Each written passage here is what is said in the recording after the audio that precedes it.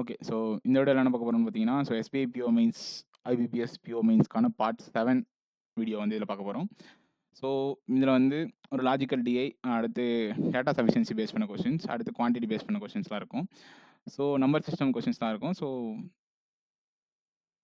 கவனிச்சிங்கன்னா நல்லா தான் இருக்கும். ஓகே. ஸோ ஃபர்ஸ்ட் வந்து டேட்டா சஃபிஷியன்சி. கொஸ்டின் என்ன கேட்டிருக்காங்கன்னா, ரேகன் லென்ட் அவுட் ரூபீஸ் வந்து X at Z% compounding annually for Y years. So நமக்கு என்ன தெரியும்னா, காம்பவுண்ட் ஆனுவலி கான்செப்ட் வந்து காம்பவுண்ட் இன்ட்ரெஸ்டான ஃபார்முலா எல்லாருக்குமே தெரியும். Principal into 1+r divided by 100 power n. So என்னன்னா நம்பர் ஆஃப் இயர்ஸ், ஆர்னா rate of interest, percentage per annum, பீனா பிரின்சிபல். ஓகே. ஸோ இந்த ஃபார்மேட்ல எழுதுனீங்கன்னா உங்களுக்கு என்ன கிடைக்கும்? ருபீஸ் எக்ஸ் வந்து பிரின்சிபல். ஓகே. Z% காம்பவுண்ட் இன்ட்ரெஸ்ட்னா 1+z/100 பவர் y. கரெக்டா? ஸோ இந்த கான்செப்ட்ல அவர் லெர்ன் பண்றாரு. அப்போ எனக்கு z-நோட வேல்யூ என்ன அப்படின்றது கேள்வி. ஓகே. இன்னொரு விஷயம் என்னன்னா, சிம்பிளான கொஸ்டின்ஸுமே சம்டைம்ஸ் வந்து எக்ஸாம்ல கேட்பாங்க. நம்ம வந்து நிறைய வேரியபிள்ஸ் இருக்கு அந்த கான்செப்ட்ல ஃபர்ஸ்ட் என்ன கொடுத்துருக்காங்கன்னு படிக்கிறதுனால நமக்கு வந்து டைம் வேஸ்ட்டும் நம்ம நினைக்க கூடாது. ஸோ அதை வந்து ஃபர்ஸ்ட் நிறைய பேர் மாத்திக்குங்க. ஓகே. ஸோ இது என்னன்னு கேட்டிருக்காங்க. ஸோ என்ன கேட்டிருக்காங்க? z-நோட வேல்யூ என்னன்னு கேட்டிருக்காங்க. ஸோ கொஸ்டினோட மோட்டிவ் என்ன? z-நோட வேல்யூ என்ன? z-நோட வேல்யூ நீங்க கண்டுபிடிச்சீங்கன்னா மதி. அவ்வளவுதான். Okay. Statement 1. Wahab Lent out rupees x plus 6,000 at z plus 5% compounded annually for y plus 3 years and E&A interest of rupees 9,000. நல்லா கவனிக்கணும். ஸோ x plus 6,000 rupees-ஐ அவர் லெண்ட் பண்றாரு. கரெக்டா? Correct. So 1 plus z plus 5% compound annually for y plus 3 years. புரிஞ்சதா? Correct தானே? So x plus 6,000, 1 plus நான் என்ன சொன்னேன்? Principal into 1 plus r divided by 100 power n is equal to அமௌண்ட்னு சொன்னேன். So அமௌண்ட்டுக்கான ஃபார்முலா இது. இங்கே என்ன கொடுத்துருக்காங்கன்னா, compound annually for y plus 3 years and interest of rupees 9,000 சொல்லியிருக்காங்க. அப்போ நீங்கள் என்ன பண்ணணும்? இந்த ஃபார்முலாவில் நீங்கள் ரெப்ரசென்ட் பண்ணது amount. So amount minus principal is equal to interest. கரெக்டா? ஓகே. ஸோ இது வந்து பேசிக்காக எல்லாருக்குமே தெரிஞ்சுக்க வேண்டிய விஷயம். ஸோ இப்போ என்ன பண்ணணும்? நம்ம இதுலேருந்து பிரின்சிபலை மைனஸ் பண்ணணும். ஸோ பிரின்சிபலை நான் மைனஸ் பண்ணேன் அப்படின்னா எனக்கு என்ன கிடைக்கும்? 9,000 அப்படின்றது இன்ட்ரெஸ்ட் கிடைக்கும். கரெக்டா? கரெக்ட். ஓகே. ஓகே. ஸோ இப்போ இந்த ஈக்குவேஷனில் நம்ம ஏதாச்சும் மூவ் பண்ண முடியுமா ஃபர்தரா? x plus 6,000 நீங்கள் காமனாக எடுக்கலாம். வேற எதுவுமே உங்களால் ஃபர்தராக மூவ் பண்ண முடியும். ஒரு single equation 3 variables. How can you solve? ஏன்னா இதில் கேன்சல் பண்ணுறதுக்கு எந்த ஒரு டேர்மே கிடையாது. So statement 1 alone not sufficient to answer this question. புரிஞ்சதா? ஓகே. ஸோ செகண்ட் லைன், சுப் lent out rupees x at z% per annum compounding annually for y plus 2 years. நல்லா கவனிக்கணும். x rupees-ஐ z% compound interest compounding annually-ல y plus 2 years lend பண்றாரு அப்படின்னு சொல்லியிருக்காங்க. the amount earned by sub. So அமௌண்ட்டை பற்றி தான் பேசியிருக்காங்க. தெளிவாக என்ன கொடுத்துருக்காங்க? அமௌண்ட்டுன்னு கொடுத்துருக்காங்க. பிரின்சிபலை பற்றி இன்ட்ரெஸ்ட்டை பற்றி பேசல. So the amount earned by sub is not equal to 44% Morna, so 144% of something. 144% of something. Then the amount earned by Rehan. இங்கே என்ன கான்செப்ட் யூஸ் பண்ணுறாங்க?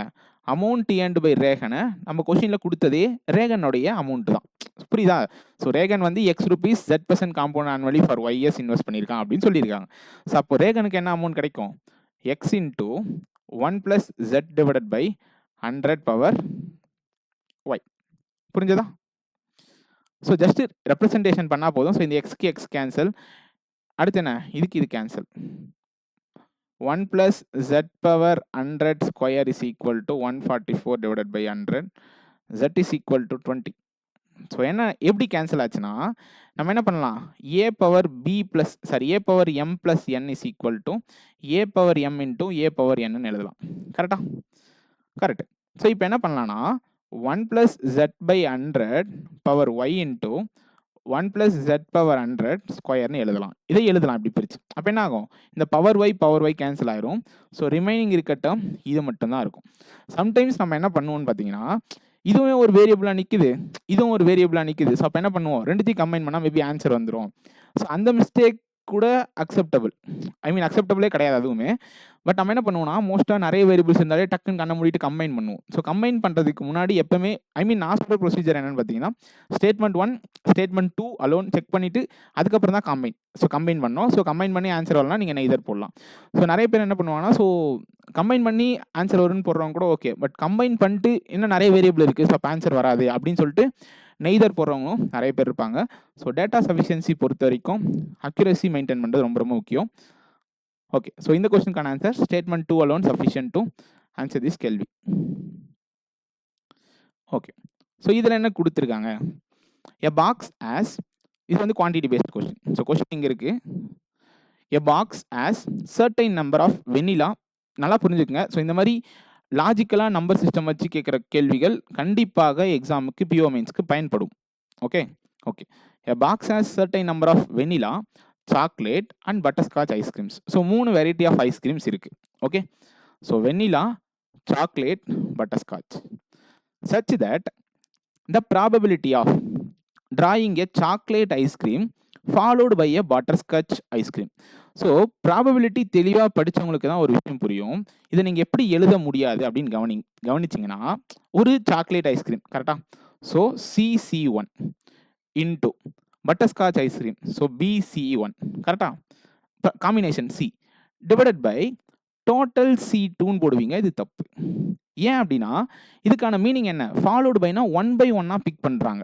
1 by 1 பிக் பண்ணுறப்ப உங்களுக்கு என்ன ஆகும், ஒரு பால் எடுத்ததுக்கப்புறம் ஆட்டோமேட்டிக்காக டோட்டலில் 1 குறையும். இதுக்கான மீனிங் என்னன்னா, இதுக்கான மீனிங் ஆக்சுவலாக என்னன்னு நான் புரிஞ்சிருக்கேன் அப்படின்னா, ஸோ சாக்லேட் எடுத்துட்டு பட்டர்ஸ்காட்ச் எடுக்கிறதுக்கான ஒரு பாசிபிலிட்டி இருக்கும், அல்லது பட்டர்ஸ்காட்ச் ஃபஸ்ட் எடுத்துட்டு சாக்லேட் எடுக்கிறதுக்கான பாசிபிலிட்டி இருக்கும். ஆக்சுவலாக இந்த 2 வந்து மேலே போகும் கரெக்டாக. ஸோ அப்போ வந்து இந்த ரெப்ரசன்டேஷன் தவறானது. ஸோ அப்போ என்ன பண்ணணும், நீங்கள் நல்லா புரிஞ்சு வச்சுருந்தீங்கன்னா ஒரு விஷயம் பண்ணுவீங்க. இதை எப்படி எழுதணும் அப்படின்னு கவனிச்சிங்கன்னா, நான் சொல்லியிருக்கேன். 1 by 1 பிக்கப் பண்ணுறதுக்கும் சைமல்டேனியஸாக பிக் பண்ணுறதுக்கும் வித்தியாசம் வந்து நான் சொல்லியிருக்கேன். என்ன கொடுத்துருக்காங்க, சாக்லேட் ஐஸ்கிரீம் ஃபஸ்ட்டுன்னு சொல்லிட்டு தெளிவாக அவங்களே சொல்லியாச்சு. அப்போ என்ன ஆகும், சாக்லேட் டிவைடட் பை டீன்னு வரும் கரெக்டாக. ஸோ சாக்லேட்டில் ஒன்று நான் பிக் பண்ணுறேன், டோட்டல் டோட்டல்னா டோட்டல் டீன்னு வச்சுக்குமா, டோட்டல் அது வந்து நான் 1 பிக் பண்ணுறேன். இப்போ என்ன ஆகும்னா, அடுத்து நான் அதை ஃபாலோ பண்ணுறேன், அண்டு தானே, ஃபாலோடு பை என்னது butterscotch ice cream, so B divided by T-1. ஸோ முன்னாடி போட்ட எக்ஸ்பிரஷனுடைய வேல்யூ என்ன வரும்னா, உங்களுக்கு 2CB divided by T into T-1 வரும். ஸோ இது தப்பு. ஏன்னா 1 by 1ன்னு சொல்லிட்டு யார் ஃபஸ்ட்டுன்னு சொல்லி ரெப்ரசென்ட் பண்ணாங்கன்னா, நீங்கள் என்ன பண்ண தேவையில்ல, அந்த டிவைடட் பை டோட்டல் C2ன்ற கான்செப்டை யூஸ் பண்ணக்கூடாது, அது தப்பு. புரிஞ்சதா? Okay, is equal to twice the probability of drawing a 2 vanilla ice creams. So 2 vanilla ஐஸ்கிரீம்ஸ்ன்னு சொல்கிறப்ப நீங்கள் என்ன பண்ணலாம், தாராளமாக VC2 டிவைடட் பை TC2ன்னு போட்டுக்கலாம். ஏன்னா 2 வெனிலா ஐஸ்கிரீம்ஸையும் நான் சைமல்டேனியஸாக பிக் பண்ணுறேன் அப்படின்றதுக்கான அர்த்தம் வந்து அங்கே கன்வே ஆகும். Correct correct. ஸோ ஒரு நிமிஷம் ரெக்கார்ட் ஆகுதான்னு பார்த்துக்கிறேன்.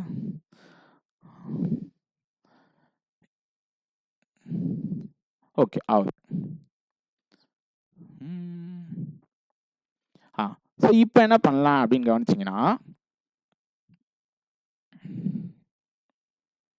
ஸோ இதை வந்து T இன்டூ T-1 எழுதலாமா, எழுதலாம் தானே, கரெக்ட் தானே, கரெக்ட். இது என்னென்னு எழுதலாம், V into V-1 divided by 2 into 1 எழுதலாமா, ஒன்றும் இல்லை, V into V-1 divided by 2 into 1 divided by T into T-1 divided by 2 into 1. புரிஞ்சுதா? Vல நான் 2 வெனிலாவில் 2 பிக் பண்ணுறேன், அடுத்து டோட்டலில் 2 பிக் பண்ணுறேன். இந்த 2க்கு இந்த 2 கேன்சல், அடுத்து என்ன வரும், இந்த T-1 T-1, இந்த Tக்கு இந்த T cancel. therefore chocolate into butterscotch is equal to 2V into V-1. this is a representation. So இதுதான் இந்த ஃபார்மேட்டில் தான் இருக்குன்றது நம்ம புரிஞ்சுக்கிட்டோம். என்ன பண்ணியிருக்கலாம், டேரெக்டாக இந்த பாயிண்ட்டை சொல்லியிருக்கலாம், பட் ப்ராபபிலிட்டி வச்சு தான் இதை சொல்லுவேன் அப்படின்றத இந்த இடத்துல ரெப்ரசென்ட் பண்ணியிருக்காங்க.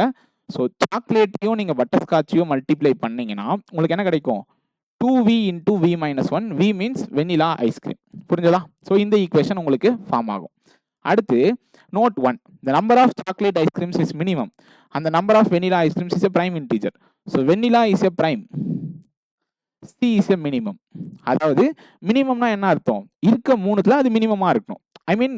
இன்னொன்னுத்துக்கும் இதுக்கும் வந்து வேல்யூ வந்து இருக்கக்கூடாது, இது மினிமமா இருக்கணும், இது மட்டும் தான் மினிமம். புரியுதா? Okay. the number of ice creams of each flavor is distinct integer. So ஒன்றுமே ஒரு டிஸ்டிங்டான இன்டீஜர். டிஸ்டிங்க்ட் இன்டிஜர்னா வேற நம்பர்ல தான் இருக்கணும், ரெண்டுமே ஒன்னா இருக்குன்ற கான்செப்ட் வந்து கண்டிப்பா இருக்கக்கூடாது. Less than the square root of 100 அப்படின்னா என்ன meaning? So vanilla, chocolate, butterscotch should be less than 10 and it should be a distinct integer அப்படின்றது நமக்கு புரிஞ்ச ஒரு விஷயம். புரிஞ்சதா? ஓகே. ஸோ இதை வச்சு நம்ம எதுவும் மூவ் பண்ண முடியுமா? எஸ், தாராளமாக மூவ் பண்ணலாம். கவனிங்க. ஸோ ஒன்னொன்றுமே 10க்கு கீழே தான் இருக்கும். ஸோ வீனோட வேல்யூ என்ன எடுக்கலாம்? கண்ணை மூடிட்டு v is equal to 2, v is equal to 3, v is equal to 5, v is equal to 7. முடிஞ்சா? கரெக்டா? கரெக்ட். இப்போ இங்கே சப்ஸ்டியூட் பண்ணுங்க. 14 × 6 84. என்ன வேல்யூ?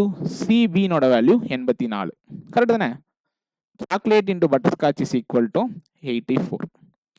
ஓகே. இது எப்படி எழுத முடியும்? 12 × 7 எழுத முடியும், இல்லை 14 × 6 எழுத முடியும். இப்போ எப்படி எழுதினாலுமே உங்களுக்கு என்ன ஆகுது? இந்த பாயிண்ட் கான்ட்ராக்ட் ஆகுது. ஸோ இது தப்பு. நான் பேசுறது கரெக்டா? ஐ மீன் நீங்க 12 7 எழுத முடியும், இல்லை 14 6 எழுத முடியும். ஓகே, 7 6க்கு மேட்ச் ஆகலாம். ஓகே, 7ஏ தப்பு. இது நம்ம எடுக்க முடியாது. ஏன்? எல்லாமே டிஸ்டிங்க்ட்னு சொல்லியாச்சு. அப்போ 6 × 14 தான் எடுக்க முடியும். 10க்கு மேலே இருக்கக்கூடாதுன்னு சொல்லியாச்சு. ஸோ இது தப்பு. அடுத்து v is equal to 5. 5 என்ன வரும்? 10 × 4 14 வரும். இப்போ BC is equal to 40. கரெக்டா? கரெக்ட். ஓகே. என்ன பாசிபிலிட்டி? 5 8s are 10 4s. இது அடிச்சிடணும். ஏன்னா எல்லாமே டிஸ்டிங்க்ட் இன்டிஜர். ஐ மீன் பீனோட வேல்யூ சியா இருக்கலாம், இல்லை சீனோட வேல்யூ 8ஆ இருக்கலாம். ஏன்னா சி மினிமமாக இருக்கும். ஸோ சி 5ஆ இருக்கும். ஆனால் நான் என்ன சொல்லியிருக்கேன்? எல்லாமே டிஸ்டிங்க்ட் இன்டிஜர்னு சொல்லியிருக்கேன். அதுவும் இல்லாமல் 10க்கு மேலே 10க்கு கீழே தான் இருக்கும். அப்போ எப்படி 10 வரும்? இப்போ தப்பு. ஸோ இதுவும் தப்பு. ஸோ இது ரெண்டுத்துல எது வருதுன்னு செக் பண்ணலாம். ஸோ வீனோட வேல்யூ 2னா 2 - 1 1. அப்போ 2 × 2 4. அப்போ பிசினோட வேல்யூ 4. இப்போ நீங்க யோசிக்கிறது என்ன யோசிக்கலாம்? 2 × 2 ஆர் 1 × 4. ஆனால் என்னதான் யோசிக்கணும்? 2 × 2 யோசிக்க கூடாது. எல்லாமே டிஸ்டிங்க்ட். அப்போ பீனோட வேல்யூ 4, சீனோட வேல்யூ 1. எப்படி கரெக்டாக இதுதான் அப்படின்னு சொல்றேன்னா, சீனோட வேல்யூ தான் எனக்கு மினிமமாக இருக்கும். புரிஞ்சதா? ஸோ இந்த கண்டிஷனை பார்க்குறப்ப எனக்கு b is equal to 4, c equal to 1. Okay, இந்த கண்டிஷன் அப்ளை பண்ணீங்கன்னா 2 × 6 வந்து 12. புரிஞ்சதா? புரிஞ்சது. இப்போ பிசினோட வேல்யூ 12னா பீனோட வேல்யூ எனக்கு 6, சீனோட வேல்யூ 2. ஏன் 3 × 4 வரக்கூடாதா? வரக்கூடாது. நான் என்ன சொல்லியிருக்கேன்? டிஸ்டிங்க்ட் இன்டிஜர்னு சொல்லியிருக்கேன். ஸோ அப்போ 2 பாசிபிலிட்டி எனக்கு அப்ளை ஆகுது. கரெக்டா? ரைட். இப்போ கேள்விக்கு ஆன்சர் பண்ணுங்க. Find the sum of the number of chocolates, sorry, vanilla and chocolate ice creams. So வெண்ணிலாவையும் சாக்லேட் ஐஸ்கிரீமையும், ஸோ வெண்ணிலா வந்து 2, சாக்லேட் வந்து 1. ஸோ 3ஆவும் இருக்கலாம், வெண்ணிலா 3, சாக்லேட் 2, அல்லது 5ஆவும் இருக்கலாம். ஸோ இந்த மாதிரி குவான்டிட்டி பேஸ்ட் கொஸ்டின்ஸ் மெயின் லெவலில் கேட்குறப்ப sometimes quantity 1 greater than or equal to 2 அந்த மாதிரி கொஸ்டின்ஸ்க்கும் ஆன்சர் வந்து வரும் அப்படின்றத நீங்கள் புரிஞ்சுக்கணும். So find the difference between the number of vanilla and butterscotch. இங்கே பார்த்தா வெனிலாக்கும் பட்டர்ஸ்காட்சுக்கும் பார்த்தீங்கன்னா 2, இங்கே வெனிலாக்கும் பட்டர்ஸ்காட்சுக்கும் பார்த்தீங்கன்னா 3. அப்போ என்ன answer? Quantity 1 greater than or equal to quantity 2. புரிஞ்சு? ஐ மீன் நான் எப்படி நெக்ஸ்ட் மூவ் பண்ணேன்? இந்த இடத்துல ப்ராபபிலிட்டியும் முக்கியம், நம்பர் சிஸ்டம் யோசிக்கிறதும் முக்கியம், இந்த இடத்துல நம்ம லாஜிக்கல் திங்கிங்கும் முக்கியம், இந்த டிஸ்டிங்க்ட் இன்டிஜரையும் மைண்டில் வச்சுக்கணுன்றது ஒரு முக்கியமான விஷயம். Got it? Got it. So எல்லாமே வித்தியாசமான கேள்வியாக தான் இருக்கும், பட் நம்ம பார்த்து பழகிக்கணும். Okay. So P is a prime number. So 10க்கு மேலே இருக்கணும், 30 கீழே இருக்கணும். Okay. So n is a natural number. அடுத்த ஒரு கண்டிஷன் கொடுத்துருக்காங்க. So n is divisible by 2 but not divisible by either 6 or 8. So n வந்து 2ஆல் டிவைட் ஆகணும். Means so n is an even number. ஆனால் என்ன ஆகக்கூடாது? 6 மல்டிபிளாகவும் இருக்கக்கூடாது, எனக்கு 8 மல்டிபிளாகவும் இருக்கக்கூடாது. புரிஞ்சதா? புரிஞ்சது. இப்போ p இஸ் எ பிரைம் நம்பரா? என்ன வரும்? 11 வரும், 13 வரும். ஸோ இது பீனோட வேல்யூஸ். 13 வரும், 17 வரும், 19 வரும், 23 வரும், 29 வரும். கரெக்டா? ரைட். அடுத்து என்னோட வேல்யூ என்ன வரும்? 12, 14, 16, 18, 20, 22, 24, 26, 28, 30, 32, 34, 36, 38. இத்தனை வரும். ஆனால் என்ன தெளிவாக கொடுத்துருக்கான்? 6ஆல் டிவைட் ஆகக்கூடாது, 8ஆல் டிவைட் ஆகக்கூடாது. இது வராது, இது வராது, இது வராது. அடுத்து 8ஆல் டிவைட் ஆகிற நம்பர் என்ன? 6 5 are 30, 8 4 32, 6 6 are 36. அப்போ என்னதான் ஆன்சர் வரும்? 14, 18, 20, 22, 26, 28, 34, 38. வேற எதுவும் அடிக்க வேண்டியது இருக்கா? Sorry, 6 3s are 8. ஸோ இது தப்பு. புரிஞ்சுதா? ஸோ 1 2 3 4 5 6 7 நம்பர் பாசிபிலிட்டி வந்து எனக்கு வந்து வரும். ஓகே. இப்போ என்ன கேள்வி கேட்குறாங்கன்னா, what is the probability that the sum of the digits p is a perfect square? So pக்கு எனக்கு இத்தனை பாசிபிலிட்டி இருக்கு.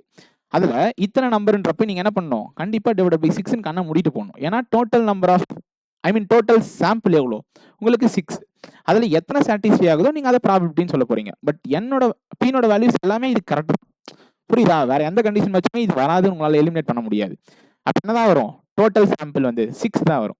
கேட்குற கேள்வி என்ன, அதில் எது சாட்டிஸ்ஃபை ஆகுது நீங்கள் செக் பண்ணுங்க. Okay okay.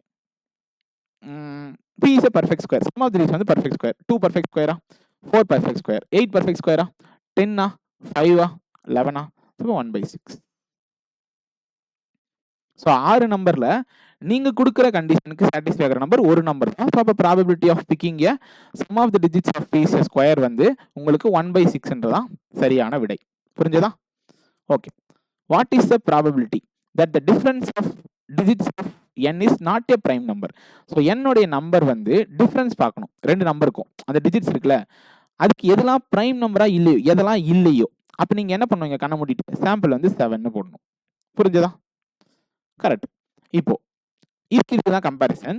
இப்போ இது ரெண்டுத்துக்கு டிஃபரன்ஸ் என்ன, 3. அப்போ இது வரக்கூடாது, நாட் ஏ பிரைம் நம்பராக இருக்கணும். ஓகே, 2க்கும் 0க்கும் டிஃபரன்ஸ் வந்து 2, அப்போ இதுவும் பிரைம் நம்பர் தான். அப்போ இது வரும்.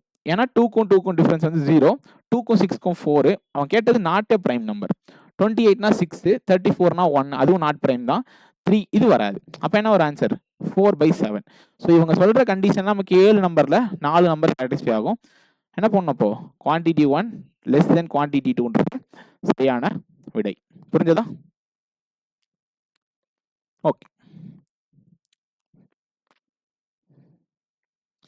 ஓகே. ஸோ இந்த மாதிரி கொஸ்டின் வந்து இது கேட்டாங்களா கேட்கலான்னு தெரியல.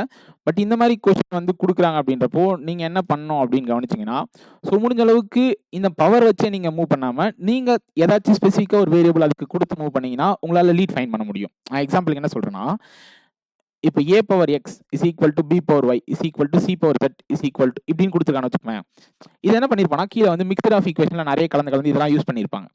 ஆனால் என்ன ஆகுனா, உங்களுக்கு ஒரு இடத்துல பார்க்குறப்ப இது எல்லாமே சேமான யூனிட் அப்படின்றது தெரிய வராது. அப்போ நீங்கள் என்ன பண்ணணும், இந்த மாதிரி கொஸ்டினில் பவர்ஸில் என்ன மாதிரி டிஃப்ரெண்ட்டான டேர்ம்ஸ் இல்லை பெரிய டேர்ம்ஸ், இப்போ லைக் இப்போ x + 5 பவர் n அப்படின்னு கொடுத்துட்டு இது நிறைய இடத்துல யூஸ் பண்ணியிருப்பேன்னு வச்சுக்கோங்க. இது நீங்கள் என்ன பண்ணிக்கலாம், சிம்பிளாக ஏன்னு வச்சுக்கலாம். புரியுதா? இந்த என்டையர் டேர்ம் எங்கெல்லாம் இருக்கோ அந்த இடத்துல நான் என்ன பண்ணிடுவேன், ஏ வச்சு ரீப்ளேஸ் பண்ணிடுவேன். அப்போ என்ன ஆகும்னா, அந்த காம்ப்ளெக்ஸ் அந்த சென்டென்ஸோடைய காம்ப்ளெக்சிட்டி வந்து குறையும். இப்போ நான் என்ன பண்ண போகிறேன் அப்படின்னு கவனிச்சிங்கன்னா, m power n is equal to c power பின்னு கொடுத்துருக்காங்க. இது எங்கெல்லாம் இருக்கோ அந்த இடத்துல நான் என்ன பண்ண போகிறேன், நான் ஒரு புதுசாக ஒரு வேரியபிள் வச்சுக்க போகிறேன், எக்ஸ்ன்னு வச்சுக்க போகிறேன். வச்சுக்கலாமா? வச்சுக்கலாம். இப்போ என்ன ஆகும், n × x அப்படின்னு மாறுமா? புரியுதா? இங்கே ஒரு டேர்ம் இருக்குது, இங்கே ஒரு டேர்ம் இருக்குது, இங்கே டேர்ம் இருக்குது, இங்கே டேர்ம் இருக்குது. இப்போ நான் என்ன பண்ணலாம்னா, எல்லாமே சேமாக தான் யூஸ் பண்ணியிருக்காங்க. புரியுது உங்களுக்கு? கரெக்டு தானே? கரெக்ட். இப்போ என்ன ஆகும்னா, m பவர் n-க்கு பதில் நான் எக்ஸ்ன்னு போட்டுக்கிட்டேன், into b plus c power b-க்கு நான் என்ன பண்ணிக்கலாம், எக்ஸ்ன்னு எடுத்துக்கலாம். டிவைடட் பை என்ன இருக்குன்னா, b/c பவர் மைனஸ் b. அப்போ என்ன ஆகும், b பவர் b இன்டூ cbன்னு வரும். வருமா வராதா? ஐ மீன் 2 ஸ்கொயரை 1/2 பவர் -2ன்னு எழுதலாம். கரெக்டா? அதே போல தான் c பவர் -b மேலே போச்சுன்னா ஆட்டோமேட்டிக்காக c பவர் bன்னு ஆயிரும். ஒன்றும் இல்லை, இது வரைக்கும் ஒரு term divided by b/c power -bன்னு இருக்கு. இது மேலே போச்சுன்னா என்ன ஆகும், bcbன்னு ஆயிருமா? Divided by bx. ஏன், c பவர் bனோட வேல்யூ எனக்கு x தான், is equal to m power என்ன x, ஸோ x + n. புரிஞ்சதா? கரெக்ட் தானே? Correct. So nx b plus nx square is equal to bx square plus nbx. So இதுக்கு இது cancel, x square cancel, n is equal to b. So கேள்வி quantity 1 is equal to quantity 2. புரிஞ்சதா? அதாவது நான் இதை expand பண்ணுறேன். Simple, எனக்கு b-னோட answer என்ன, n-ஓட ஆன்சர் என்னன்னு தெரியணும். அப்போ தான் என்ன பண்ண முடியும், குவான்டிட்டி 1க்கும் குவான்டிட்டி 2க்கும் ரிலேஷன்ஷிப் எஸ்டாப்ளிஷ் பண்ண முடியும். ஆனால் எனக்கு இப்படி இந்த வச்சு நான் மூவ் பண்ணுறப்போ, இன்கேஸ் நீங்கள் அதை மூவ் பண்ணினா என்ன ஆகும், இப்போ கவனிங்க. ஸோ நான் ஆன்சர் வந்து quantity 1 is equal to quantity 2ன்னு சொல்லிட்டேன். நீங்கள் இதை இன்னொரு டேர்மாக மாற்றலாம் என்ன ஆகும், so n × m power n into b plus c power b divided by bcb power b is equal to m power n plus n. இது என்ன ஆகும்னா ஒரு சம்பந்தமே இல்லாம ஒரு ஈக்குவேஷன் மாதிரி உங்களுக்கு தெரிய ஆரம்பிக்கும். ஆக்சுவலா இதுல காமன் டேர்ம்ஸ் உங்களால எடுத்து கேன்சல் பண்ண முடிஞ்சாலுமே நமக்கு என்ன தெரியும், ஒரு மாதிரி காம்ப்ளெக்ஸா தெரியும். ஆக்சுவலா பண்ணலாம், கவனிங்க. n m power n b plus n m power n c power b is equal to m power n bcb. கரெக்டா?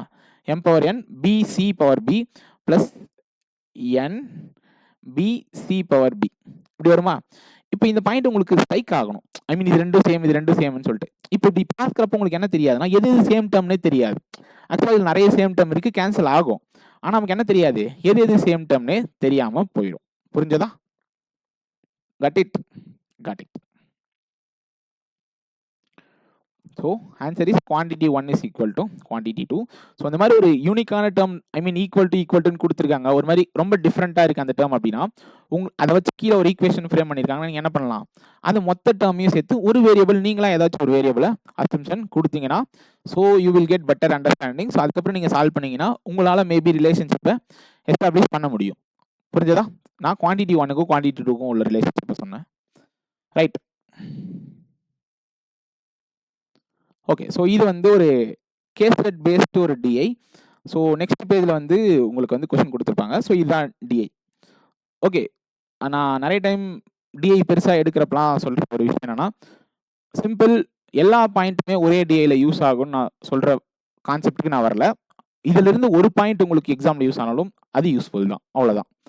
Okay, 4 people appeared in a quiz competition and each person scored different marks. So எல்லா பாயிண்ட்டுமே மைண்டில் வச்சுக்கணுன்றதான் ஒரு டிஐனோட uniqueness. Okay, so எல்லாருமே தனித்தனியாக, ஐ மீன் வித்தியாசமாக mark வாங்கியிருக்காங்க, யாரும் ஒரே மாதிரி மார்க் வாங்கலை. 1 person failed at quiz competition. So 4 பேரில் ஒருத்தன் fail. Right. There are 4 topics in quiz competition. ஒருத்தர் அட்டன் பண்ணுற quiz competitionல 4 டாபிக் இருக்கு. என்ன டாபிக்? இன்டர்நேஷனல், நேஷனல், ஸ்போர்ட்ஸ், பிஒய்க்கு. ஓகே ஓகே, புரிஞ்சது, இதுக்கும் புரிஞ்சிருக்கும். ஸோ 4 பேர் அட்டன் பண்ணுறாங்க, ஒரு குவிஸ் காம்படிஷன் 4 டாபிக் இருக்கு, அதில் ஒருத்தர் fail. Okay, each person guest all 100 questions. So அந்த குவிஸ் காம்படிஷன் அப்போ எவ்வளோ கொஸ்டின் இருக்கு? அப்போ 100 கொஸ்டின் இருக்கு. 4 செக்ஷன் 100 கொஸ்டின். இப்போ வரைக்கும் அதுதான் நம்மளுக்கு தெரிஞ்சிருக்கு. And and equal number of questions in each topic. அப்படின்னா என்ன அர்த்தம்? இன்டர்நேஷனல்ல 25, நேஷனல்ல 25, ஸ்போர்ட்ஸ்ல 25, பிஒய்க்கில் 25. ஸோ இதில் இருக்கும் அட்டன் பண்ண 4 பேரும் 100 கேள்விக்கும் ஆன்சர் பண்ணியாச்சு. இதுதான் கதை. புரிஞ்சதா? 100 கேள்விக்கும் ஆன்சர் பண்ணிட்டாங்க. அது கரெக்ட் தப்பெல்லாம் செகண்டரி. அட்டன் பண்ணியாச்சு 100 பேருமே, எல்லா ஐ மீன் 4 பேருமே 100 கொஸ்டினுக்கும் ஆன்சர் போட்டாங்க. த கிவன் டேபிள், அடுத்த இருக்க டேபிள் எதை ஷோ பண்ணுது அப்படின்னு அவங்க சொல்றாங்கன்னா, the number of correct answers mark. So எத்தனை கரெக்ட் ஆன்சர் அவங்க மார்க் பண்ணியிருக்காங்க அப்படின்றத அங்கே வந்து ஷோ பண்ணுது. மார்க் சொல்ல, கரெக்ட் ஆன்சர்ஸ். புரியுதா? ஸோ எத்தனை கேள்வியும் அவங்க கரெக்டாக போட்டிருக்காங்க, அதை மட்டும் தான் நாங்கள் ஷோ பண்ண போகிறோம். It also shows the marks obtained by each person. So 4 பேர் சேர்ந்து எவ்வளோ மார்க் வாங்கினாங்க அப்படின்றத நாங்கள் கொடுத்துருப்போம். கவனிங்க, எத்தனை கொஸ்டின் கரெக்ட், எத்தனை கொஸ்டின் கரெக்ட், எத்தனை கொஸ்டின் கரெக்ட், எத்தனை கொஸ்டின் கரெக்ட், பி எவ்வளோ மார்க் வாங்கியிருக்காரு, கியூ எவ்வளோ மார்க் வாங்கியிருக்காரு, ஆர், எஸ் எவ்வளோ மார்க், அவ்வளோதான். ஸோ இதான் வந்து டேபிள் காலம், இதுதான் இங்கே சொல்லியிருக்காங்க அப்படின்னு சொல்லியாச்சு. அடுத்து for each wrong answer question என்ன பண்ணிட்டாங்க, எல்லாருமே 100 கேள்விக்கு ஆன்சர் போட்டாச்சு. So for each wrong answer question 0.5 marks are deducted and for each correctly answer question 1 mark is added. So ஒரு கேள்விக்கு 1 மார்க்கு, தப்பு பண்ணால் 1/2 மார்க் மைனஸ். கரெக்டா? Correct. The people who scored less than 35% have failed the quiz competition while he scored a prime number of marks. நல்லா கவனிக்கணும். இதுக்கு meaning என்ன? 100 கேள்வினா அதுக்கு எவ்வளோ மார்க்கு? எல்லாமே கரெக்டாக போட்டா 100 மார்க். 35% கீழே எடுத்தா ஃபெயிலு. அப்போ லெஸ் தென் 35 எடுத்தா ஃபெயிலு. ஆனால் எப்படி? லெஸ் தென் 35 எடுத்தா அவன் பிரைம் நம்பர் ஆஃப் மார்க்ஸ் எடுத்திருக்கணும். 35 கீழே அவன் ஃபெயில் ஆகிறானா அவன் கண்டிப்பாக பிரைம் நம்பர் ஆஃப் மார்க்ஸ் தான் எடுத்திருப்பான். இப்படி புரிஞ்சுக்குங்க. 35 கீழே எடுத்திருப்பான், அவன் அது ஒரு பிரைம் நம்பர் ஆஃப் மார்க் தான் எடுத்திருக்க முடியும். புரிஞ்சுதா? புரிஞ்சது. ஸோ இன்னொரு பாயிண்ட் ஆட் ஆகுதா? ஸோ ஒரு கொஸ்டினுக்கு நான் எல்லா ஸ்டேட்மெண்ட்ஸையும் இங்கே எழுதிக்கிறேன். ஸோ ஒருத்தன் ஃபெயிலு, ஒரு கொஸ்டினுக்கு பாசிட்டிவ் 1 மார்க்கு, நெகட்டிவ் வந்து 0.5 மார்க். ரைட்டு. அடுத்து லெஸ் தென் 35 கீழே பிரைம் நம்பராக எடுத்திருந்தா அவங்க ஃபெயில். இது வரைக்கும் நான் படித்ததில் எனக்கு புரிஞ்சிருக்கு. ரைட்டா? Okay. No one scored any topic less than 0 marks. Less than 0 marks என்ன கடை கிடையாது. ஸோ அவங்க வந்து இப்போ 25 கேள்வி எல்லாருமே அட்டன் பண்ணுறாங்க. கரெக்டா? யோசிச்சு பாருங்க, 5 கேள்வி கரெக்டா போட்டு 20 கேள்வி தப்பா போட்டா என்ன ஆகும்? 5 கேள்விக்கு 5 மார்க் வரும். 20 கேள்வி தப்பா போட்டதுக்கு -10 போகும். அப்ப அவனோட மார்க் -5 இருக்கும். என்ன பண்ணல, யாருமே வந்து 0க்கு கீழ மார்க் வாங்கக்கூடாது. So less than 0 marks is not accepted. அப்போ எல்லாருமே ஓரளவுக்கு டீசென்ட்டா அக்யூரசி மெயின்டைன் பண்ணி இருக்காங்க. ரைட். அடுத்து marks scored by P in PYQ is greater than scored in topics. அதாவது P-யோட மார்க்ஸை கம்பேர் பண்றாங்க. PYQ-ல எடுத்த மார்க் வந்து ஸ்போர்ட்ஸை விட அதிகம். ஸ்போர்ட்ஸ் எடுத்த மார்க் இன்டர்நேஷனல் எடுத்ததை விட அதிகம். இன்டர்நேஷனல் எடுத்த மார்க் வந்து நேஷனல் டாபிக்ஸ் எடுத்ததை விட அதிகம். ஸோ இது எதை மீன் பண்ணுது? P-னுடைய 4 இண்டிவிஜுவல் டாபிக்ஸோட ஸ்கோர். ஒரு விஷயம் காமனாக நம்ம யோசிக்கிற பாயிண்ட் சடனாக இந்த இடத்துல ஸ்ட்ரைக் ஆகணும். Understand, marks is directly proportional to number of correct questions. எப்படி இந்த இடத்துல இது கரெக்ட்னு நான் பேசுகிறேன் அப்படின்னு கவனிச்சிங்கன்னா, பிகாஸ் எல்லாருமே எல்லா கேள்வியுமே அட்டன் பண்ணியிருக்காங்க. இந்த 4 செக்ஷனில் 25 கேள்வி அட்டன் பண்ணியிருக்கப்போ கொஸ்டின்ஸ்னுடைய நம்பர் வந்து டிஃபர் ஆகலை. அப்புறம் எப்படி மார்க்ஸ் மட்டும் டிஃபர் ஆகுதுன்னா, அப்போ நம்பர் ஆஃப் கரெக்ட் கொஸ்டின்ஸும் இதே ஆர்டரில் தான் இருக்கும். கொஸ்டின்ஸ் கரெக்டாக அதிகமாக போட்டால் அதிகமாக மார்க் வரும். ஏன்னா எல்லாருமே தப்பாக போட்டு எல்லா கொஸ்டினுமே அட்டன் பண்ணியாச்சு எல்லா செக்ஷன்லையும். புரியுதா? So marks is directly proportional to direct number of correct questions. எப்போ அப்படின்னா when they attended equal number of questions in all topics. அதனால நான் அதை சொல்றேன். கரெக்டா? அப்படி சொல்லலாம். Marks scored by P in national topics. So P-னுடைய நேஷனல் எடுத்த மார்க். ஸோ இது வந்து மார்க், இது வந்து மார்க்ஸ். நான் என்ன சொல்றேன், மார்க்ஸ் இஸ் ஈக்குவல் டு இல்லை directly proportional to number of correct questions. So நேஷனல்ல P-யோட மார்க்ஸ் வந்து 14.5. சரி, right. There are at least two questions gaps between the number of questions answered correctly by P in any of the two topics. அதாவது எக்ஸாம்பிளுக்கு சொல்றேன், இங்க 10 கேள்வி கரெக்டா போட்டிருக்கானா, மினிமம் அட்லீஸ்ட்னா கண்டிப்பா இங்க 12 அல்லது 13க்கு மேல தான் அவன் கரெக்டா போட்டுருக்க முடியும். ஸோ இதுதான் லீஸ்ட் இல்ல, சும்மா சொல்றேன் நான். ஸோ இது 10னா அப்ப மினிமம் 2 கேப் இருக்கணும். எதுக்கு? Number of correct questions attempted by P-க்கு எல்லா டாபிக்ஸுமே டிஃபரன்ஸ் வந்து மினிமம் 2 இருக்கும். என்ன இவ்வளோ பெருசாக போயிட்டு இருக்கு, எல்லா பாயிண்ட்டுமே யூஸ் பண்ணுவோம். அப்போ கவனிங்க. ஸோ டிஃபரன்ஸ் வந்து நமக்கு மினிமம் 2 இருக்கணும். ஸோ டிஃபரன்ஸ் வந்து greater than or equal to 2 இருக்கும். புரிஞ்சதா? Okay. Marks scored in sports P-னுடைய ஸ்போர்ட்ஸ் மார்க் வந்து 22 கிடையாது. இது வந்து mark. So okay. The value of x is a prime number but not equal to prime 67. So x வந்து ஒரு prime number ஆனா 67 கிடையாது. The value of c is also a prime number but not less than 13. So c நோட value வந்து ஒரு prime number ஆனா less than 13 கிடையாதுன்னா என்ன இருக்கலாம்? greater than or equal to 13 இருக்கலாம். புரிஞ்சதா? 13 கிடையாது, 13க்கு கீழே தான் கிடையாது, 13 இருக்கலான்றது கான்செப்ட். ஏன்னா c 13 ஒரு prime number தானே. புரிஞ்சா? ஸோ இதுக்கப்புறம் வேற எந்த பாயிண்ட்டும் கொடுக்கல. இப்போ நம்ம நெக்ஸ்ட் பேஜுக்கு போய் ஆகணும். நெக்ஸ்ட் பேஜுக்கு போகிறப்போ உங்களுக்கு விஷயங்கள் ஸ்டிக் ஆகும். ஸோ எல்லாரும் 25 கேள்வி அட்டன் பண்ணாங்க, இது நமக்கு தேவையில்லை. 0 மார்க்கு கீழே போவோம், அது நம்ம புரிஞ்சுக்கிட்டோம். ஸோ P-யோட marks questions directly proportional to. நான் கவனிக்க, இது வந்து அவங்க சொன்னது மார்க் வச்சு சொன்னாங்க. நம்ம கொடுத்துருக்கிறது கரெக்ட் கொஸ்டின்ஸ். நான் தெளிவாக ஒரு கான்செப்ட் சொன்னேன், ஏன் அப்படின்றதையும் நான் தெளிவாக சொன்னேன். புரிஞ்சதா? ஸோ அவங்க எத்தனை கொஸ்டின் கரெக்டாக போடுறாங்களோ அந்த அளவுக்கு தான் மார்க் வரும். ஏன்னா எல்லாருமே என்ன பண்ணிட்டாங்க, எல்லா செக்ஷன்லையுமே எல்லா கொஸ்டின்ஸும் அட்டன் பண்ணியாச்சு. So PYQ is greater than sports, international, national. So national எடுத்த மார்க்கு 14 மார்க்கு, ஸ்போர்ட்ஸில் 22 மார்க் எடுத்துக்க கூடாது. அடுத்து எல்லா கேள்விக்கும் உள்ள டிஃபரன்ஸ், நம்பர் ஆஃப் கரெக்ட் கொஸ்டின்ஸோட டிஃபரன்ஸ் 2 அல்லது 2க்கு மேற்பட்டு இருக்கணும். ஸோ எக்ஸோட வேல்யூ 67 கிடையாது. அடுத்து சீனோட வேல்யூ 13 அல்லது 13ஓட பிரைம் நம்பரோட அதிகம். ஸோ இது வரைக்கும் தான் எனக்கு தெரிஞ்சிருக்கு. இப்போ நான் இது எப்படி மூவ் பண்ணுறேன் அப்படின்னு நீங்கள் யோசிச்சிங்கன்னா சிம்பிள். இங்கே என்ன பண்ணலாம், PYQவில் எல்லாத்தோட அதிகமாக மார்க் எடுத்துருக்கேன்னா அப்போ என்னோட வேல்யூ எல்லாத்தோட அதிகம்னு அர்த்தம். Sports D, international B, national E. முடிஞ்சா? கரெக்ட் தானே? கரெக்ட். ஒரு விஷயம் சடனாக ஸ்ட்ரைக் ஆகணும். நேஷனலில் நான் 14 மார்க் எடுத்திருக்கேன், 25 கேள்வி அட்டன் பண்ணியிருக்கேன்.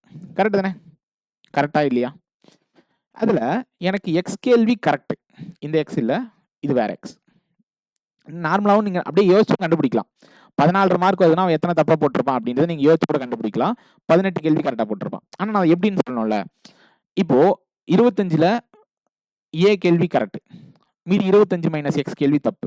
சாரி, 25 மைனஸ் ஏ கேள்வி தப்பு. அட்டன் பண்ண கரெக்டான கேள்விக்கு 1 மார்க். அப்போ ஏ மார்க்ஸ் மைனஸ் நெகட்டிவ் போனால் எத்தனை மார்க்கு 0.5.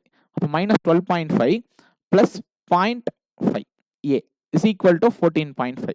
ஒன்றும் இல்லை, கரெக்ட் கொஸ்டினுக்கு 1 மார்க் மல்டிப்ளை பண்ணுறேன். மைனஸ் நெகட்டிவ்னா மைனஸ் ஆகும் தானே. ஸோ தப்பாக பண்ணுற கேள்விக்கு 0.5 மல்டிப்ளை பண்ணுறேன். So 1.5 A is equal to 26, 27. So ஏனோட வேல்யூ 18. ஸோ 18 கேள்வி கரெக்டு, 7 கேள்வி தப்பு. 18 கேள்வி கரெக்டாக போட்டதுக்கு 18 மார்க் வரும். 7 கேள்வி தப்பாக போட்டதுக்கு 3.5 மார்க் மைனஸ் ஆகும். ஸோ 14 மார்க் வருது. ஸோ அப்போ ஈனோட வேல்யூ 18. கரெக்டா? கரெக்ட். புரிஞ்சா? ஓகே. இப்போ நான் யோசிக்கிற பேசிக்கான விஷயம் கவனிங்க. இப்போ வந்து ரெண்டு கேப் இருக்கும் எனக்கு. ஸோ இங்கே வந்து நான் 18 வச்சிருக்கேன். ஏ டி பிஇ. ஸோ இ வந்து 18 கேள்வி. அப்போ மினிமமாக இங்கே என்னதான் வரும்? 20 அல்லது அதுக்கு மேலே வரலாம் தானே. இப்போ நான் இங்கே 20ன்னு வச்சேன்னா தான் இங்கே 22, இங்கே 24 இல்லை 25ன்னு எடுக்க முடியும். புரியுதா? கரெக்டா? இல்லைனா வேற எப்படி எடுக்கலாம்னா, இங்கே 18, இங்கே 21, இங்கே 23, இங்கே 25 எடுக்கலாமா? புரியுதா? இங்கேயும் எப்படி வேணாலும் டிஃபரன்ஸ் இருக்கலாம். கவனிங்க, ஏதாச்சும் ஒன்றுத்துக்கு 3 டிஃபரன்ஸ் நம்ம வச்சுதான் ஆகணும். எல்லாத்துக்குமே 2 டிஃபரன்ஸ் வைக்கணும்னு அவசியம் இல்லை. ஏதாச்சும் ஒன்றுத்துக்கு 3 டிஃபரன்ஸ் வைக்கலாம். ஸோ இங்கே 24 வரலாம், இல்லை 25 வரலாம். நான் இங்கே வந்து டிஃபரன்ஸ் வைக்கிறேன்.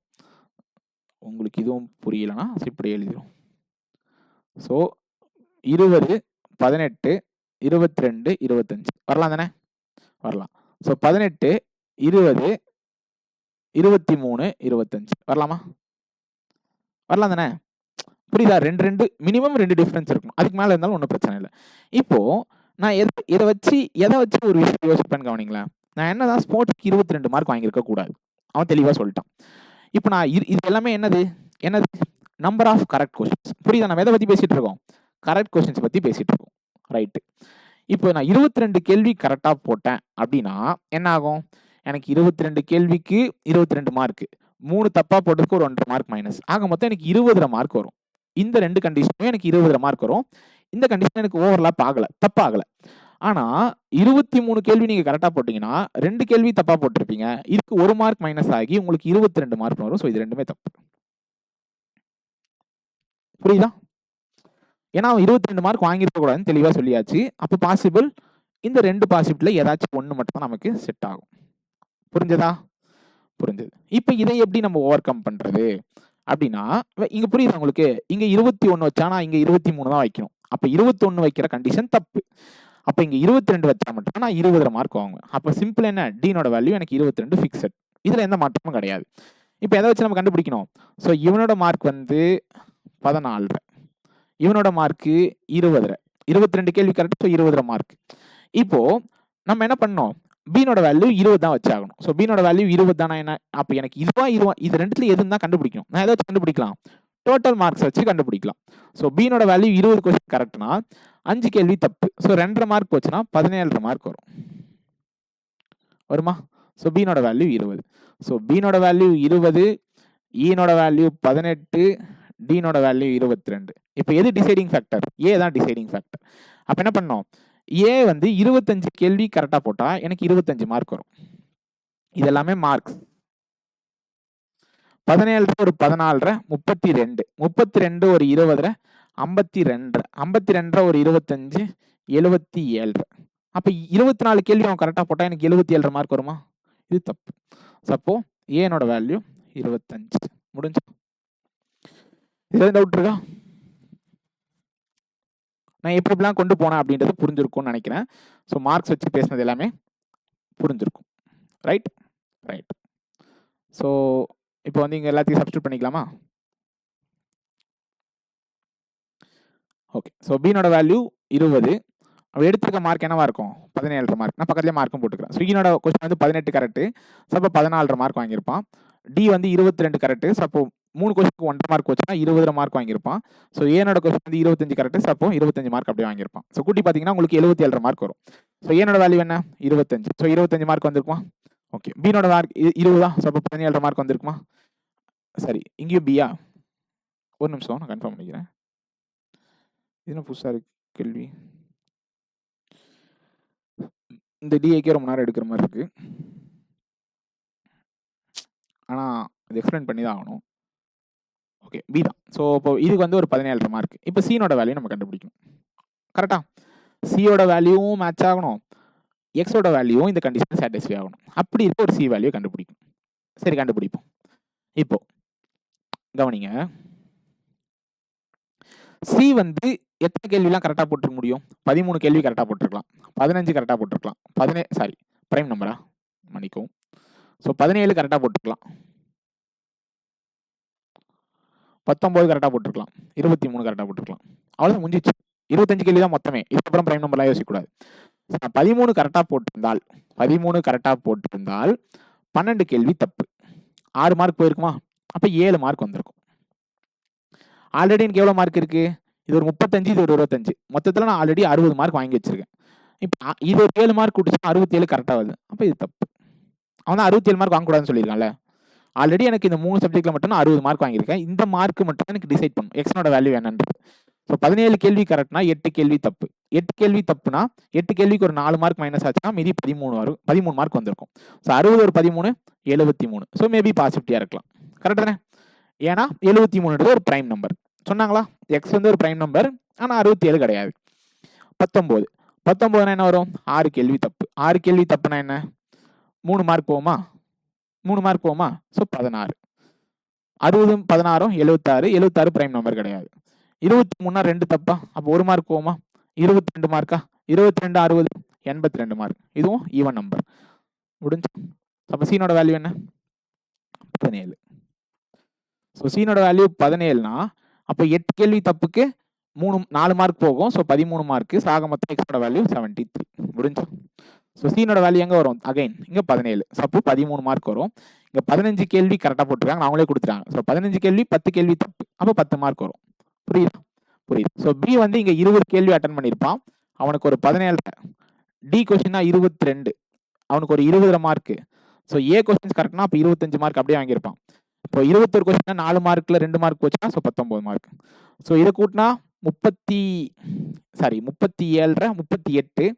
38 ஒரு 25. ஸோ 38 ஒரு 25 ஒரு 19 50 63 82.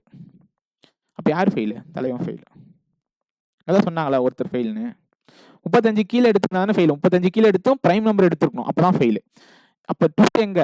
எஃப்னோட வேல்யூ ஒரு ட்விஸ்ட் தான். புரிஞ்சா?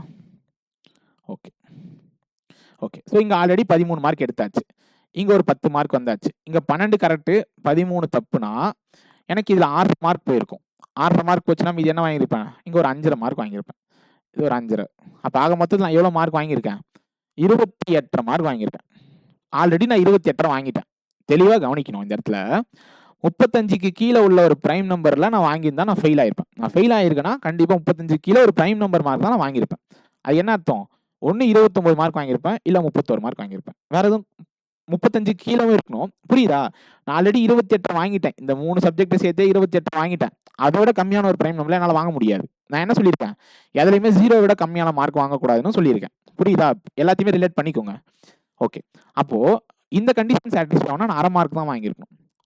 ஓகே, யோசிங்க, காமனா யோசிங்க. இப்போ நான் 4 கொஸ்டின் கரெக்டாக போட்டு 21 கேள்வி தப்பா போடுறேன், இது நெகட்டிவ்ல போயிடும்.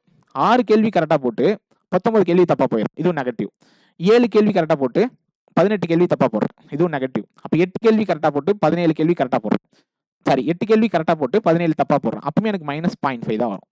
அப்போ நான் மினிமமா பாசிட்டிவ் மார்க் எடுக்கிறனாலே 9 கேள்வி கரெக்டாக போட்டு 16 கேள்வி தப்பா போட்டால் என்னால் 1 மார்க் தான் மினிமமாக வாங்க முடியும். ஒரு 25 கொஸ்டின் உள்ள ஒரு பேப்பரில் என்னால் 1 மார்க் தான் மினிமம் வாங்க முடியும். 0.5 மார்க் என்னால் +0.5 என்னால் வாங்கவே முடியாது. அப்போ இது தப்பு. அப்போ எஃப்னோட வேல்யூ ஜெட்னோட வேல்யூ 31 மார்க்ஸ் எடுத்து ஃபெயில் ஆயிருக்காரு. அப்போ இவருக்கு எவ்வளோ மார்க் வேணும்? 1.5 மார்க் வேணும். அப்போ 10 கேள்வி கரெக்டு 15 கேள்வி தப்பு. 2.5 மார்க் வேணும். புரியுதா? 1.5 இது ஒரு 1. ஸோ 2.5 மார்க் வேணும். ஸோ 10 கேள்வி கரெக்டாக போட்டிருக்காரு. ஸோ எஃப்னோட வேல்யூ 10. இதுல எதுவும் டவுட் இருக்கா?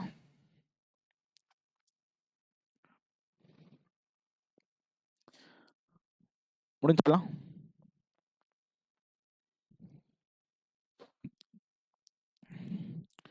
ஓகே. ஸோ கரெக்ட் கொஸ்டின்ஸ் மட்டும் நான் போடுறேன். ஸோ மார்க்ஸ் கரெக்ட் கொஸ்டின்ஸும் போடுறேன். International, national, sports, PYQ. So total marks இங்கே போட்டுக்கலாம். 77.5, 73, 82, 31, QRS. இது என்னது? பிலாம் இப்போ தேவையில்ல. கொஸ்டின்ஸ் எவ்வளோ தப்பு. ஸோ வேல்யூ வேணால் எழுதிக்கலாம். எஃப்னோட வேல்யூ 10. ஸோ சீனோட வேல்யூ 17. முடிஞ்சா? ஓகே. ஸோ எல்லா வேரியபிள்ஸ் ஆன்சர் கண்டுபிடிச்சாச்சு. ஸோ 20 கேள்வி 17.5 மார்க்கு, 25 கேள்வி 25 மார்க்கு, 20 கேள்வி கரெக்டு 17.5 மார்க்கு, 17 கேள்வி correct 13 mark, 18 14.5 mark, 20 17.5 mark, 22 20.5 mark, 15 10 mark, 22 20.5 mark, பினா 20 கேள்வி 17.5 மார்க்கு, 25 கேள்வி 25 மார்க்கு, 10 கேள்வி கரெக்டு. ஸோ 15னா 7.5, ஸோ 2 மார்க்கு, 25 கேள்வி 25 மார்க்கு, 17 கேள்வி கரெக்டு 13 மார்க்கு, 21 கேள்வி 19 மார்க்கு, 13 கேள்வி 5 மார்க். ஸோ இதை வச்சு நம்ம ஆன்சர் போட பண்ணலாம். அதான் சொல்லிட்டேன், நான் ஃபஸ்ட்டே சொல்லிட்டேன், இந்த கொஸ்டின் பெருசாக இருந்தாலுமே எல்லா பாயிண்ட்டுமே உங்களுக்கு யூஸ் ஆகும்னு நான் சொல்ல வரல. பட் ஒரு பாயிண்ட் உங்களுக்கு ஒரு கொஸ்டினுக்கு யூஸ் ஆனாலும் பெரிய விஷயம் தான். ஓகே. ஸோ ஃபர்ஸ்ட் கேள்வி என்ன அப்படின்னு பார்த்தீங்கன்னா, if S had scored 7.5 more marks. So already வாங்கின மார்க் 31. ஸோ இன்கேஸ் அவர் 38 மார்க் வாங்கியிருந்தா அவர் pass. You'd have pass the quiz competition by K more marks. 35 mark எடுத்தால் தான் மினிமம் பாஸ். அப்போ அவர் எவ்வளோ மார்க் எக்ஸ்ட்ரா எடுத்திருக்காரு? 3.5 மார்க்ஸ் எடுத்திருக்காரு. அதான் கேனோட mark. which of the following can help to find the how many correct answer yes answered in the sports topics to reach this question. So எஸ்ல அவர் எவ்வளோ கேள்வி இன்னும் எக்ஸ்ட்ரா அட்டன் பண்ணியிருக்காரு, புரியுதா? ஸோ இங்கே 10 கேள்வி அட்டன் பண்ணியிருக்காரு, கரெக்டாக அட்டன் பண்ணியிருக்காரு. இன்னும் எத்தனை கேள்வி அவர் கரெக்டாக ஸ்போர்ட்ஸ் டாப்பிக்கில் அட்டன் பண்ணியிருக்காருன்னு நான் எதை வச்சு கண்டுபிடிக்க முடியும் அப்படின்ற கேள்வி. இப்போ first question, first point, S scored 0 marks in international topics, national topics and PYQ. கதை என்ன? இதில் வாங்கின மார்க் அப்படியே வாங்கியிருக்காரு, இதில் வாங்கின மார்க் அப்படியே, இதில் வாங்கின மார்க் அப்படியே. அப்போ மிச்சம் வாங்கின இந்த எக்ஸ்ட்ரா வாங்கின 7.5 மார்க்கும் எங்கே தான் வாங்கியிருக்காரு? ஸ்போர்ட்ஸ் தான் வாங்கியிருக்காரு. அப்போ அதை வச்சு நீங்கள் என்ன சொல்லிடலாம்? அவர் எத்தனை கேள்வி எக்ஸ்ட்ரா கரெக்டாக போட்டிருக்காரு அப்படின்றது ஈஸியாக சொல்லலாம். புரியுதா? வாங்கின 7.5 மார்க்கும் ஸ்போர்ட்ஸ் தான் வாங்கியிருக்காரு. அப்போ இன்னும் எக்ஸ்ட்ரா எத்தனை கேள்வி கரெக்டாக போட்டிருப்பாரு நம்மளால சொல்ல முடியும் தானே? 7.5 மார்க்னே தெரியுது தானே? Okay. S answered 10K + 15. 10K என்ன? 35 + 15 50% மோர் கொஸ்டின் கரெக்ட்லி இன் ஸ்போர்ட் டாபிக்ஸ். அப்போ 10 கேள்வி கரெக்டாக போட்டது 15 கேள்வி கரெக்டாக போட போறாரு. அப்போ என்ன ஆகும்? 10 கேள்வி தப்பாகும். எனக்கு இங்கே 12.5 மார்க் வரும். நான் ஆல்ரெடி 10 மார்க் வரும். நான் ஆல்ரெடி வாங்கினது 2 மார்க், இப்போ 10 மார்க்காக மாறி இருக்கும். ஸோ ஆக மொத்தம் எனக்கு 7.5 மார்க் கூடி இருக்கும். ஸோ இதை வச்சு என்னால் ஆன்சர் சொல்ல முடியும். Answer either 1 or 2 alone sufficient to answer this question. புரிஞ்சதா? Okay, nice.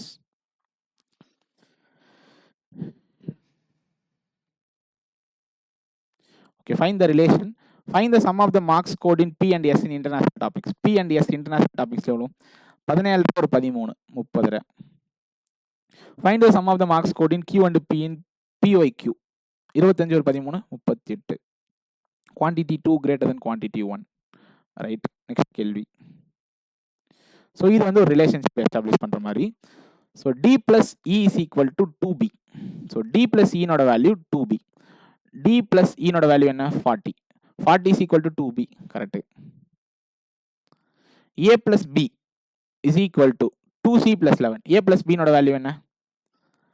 45 is equal to 2C னா எவ்வளோ? 34 plus 11 45. Correct. F plus B. F plus B நோட வேல்யூ என்ன? 30. D plus 8 நோட value 30. All 3 statements are correct. Okay.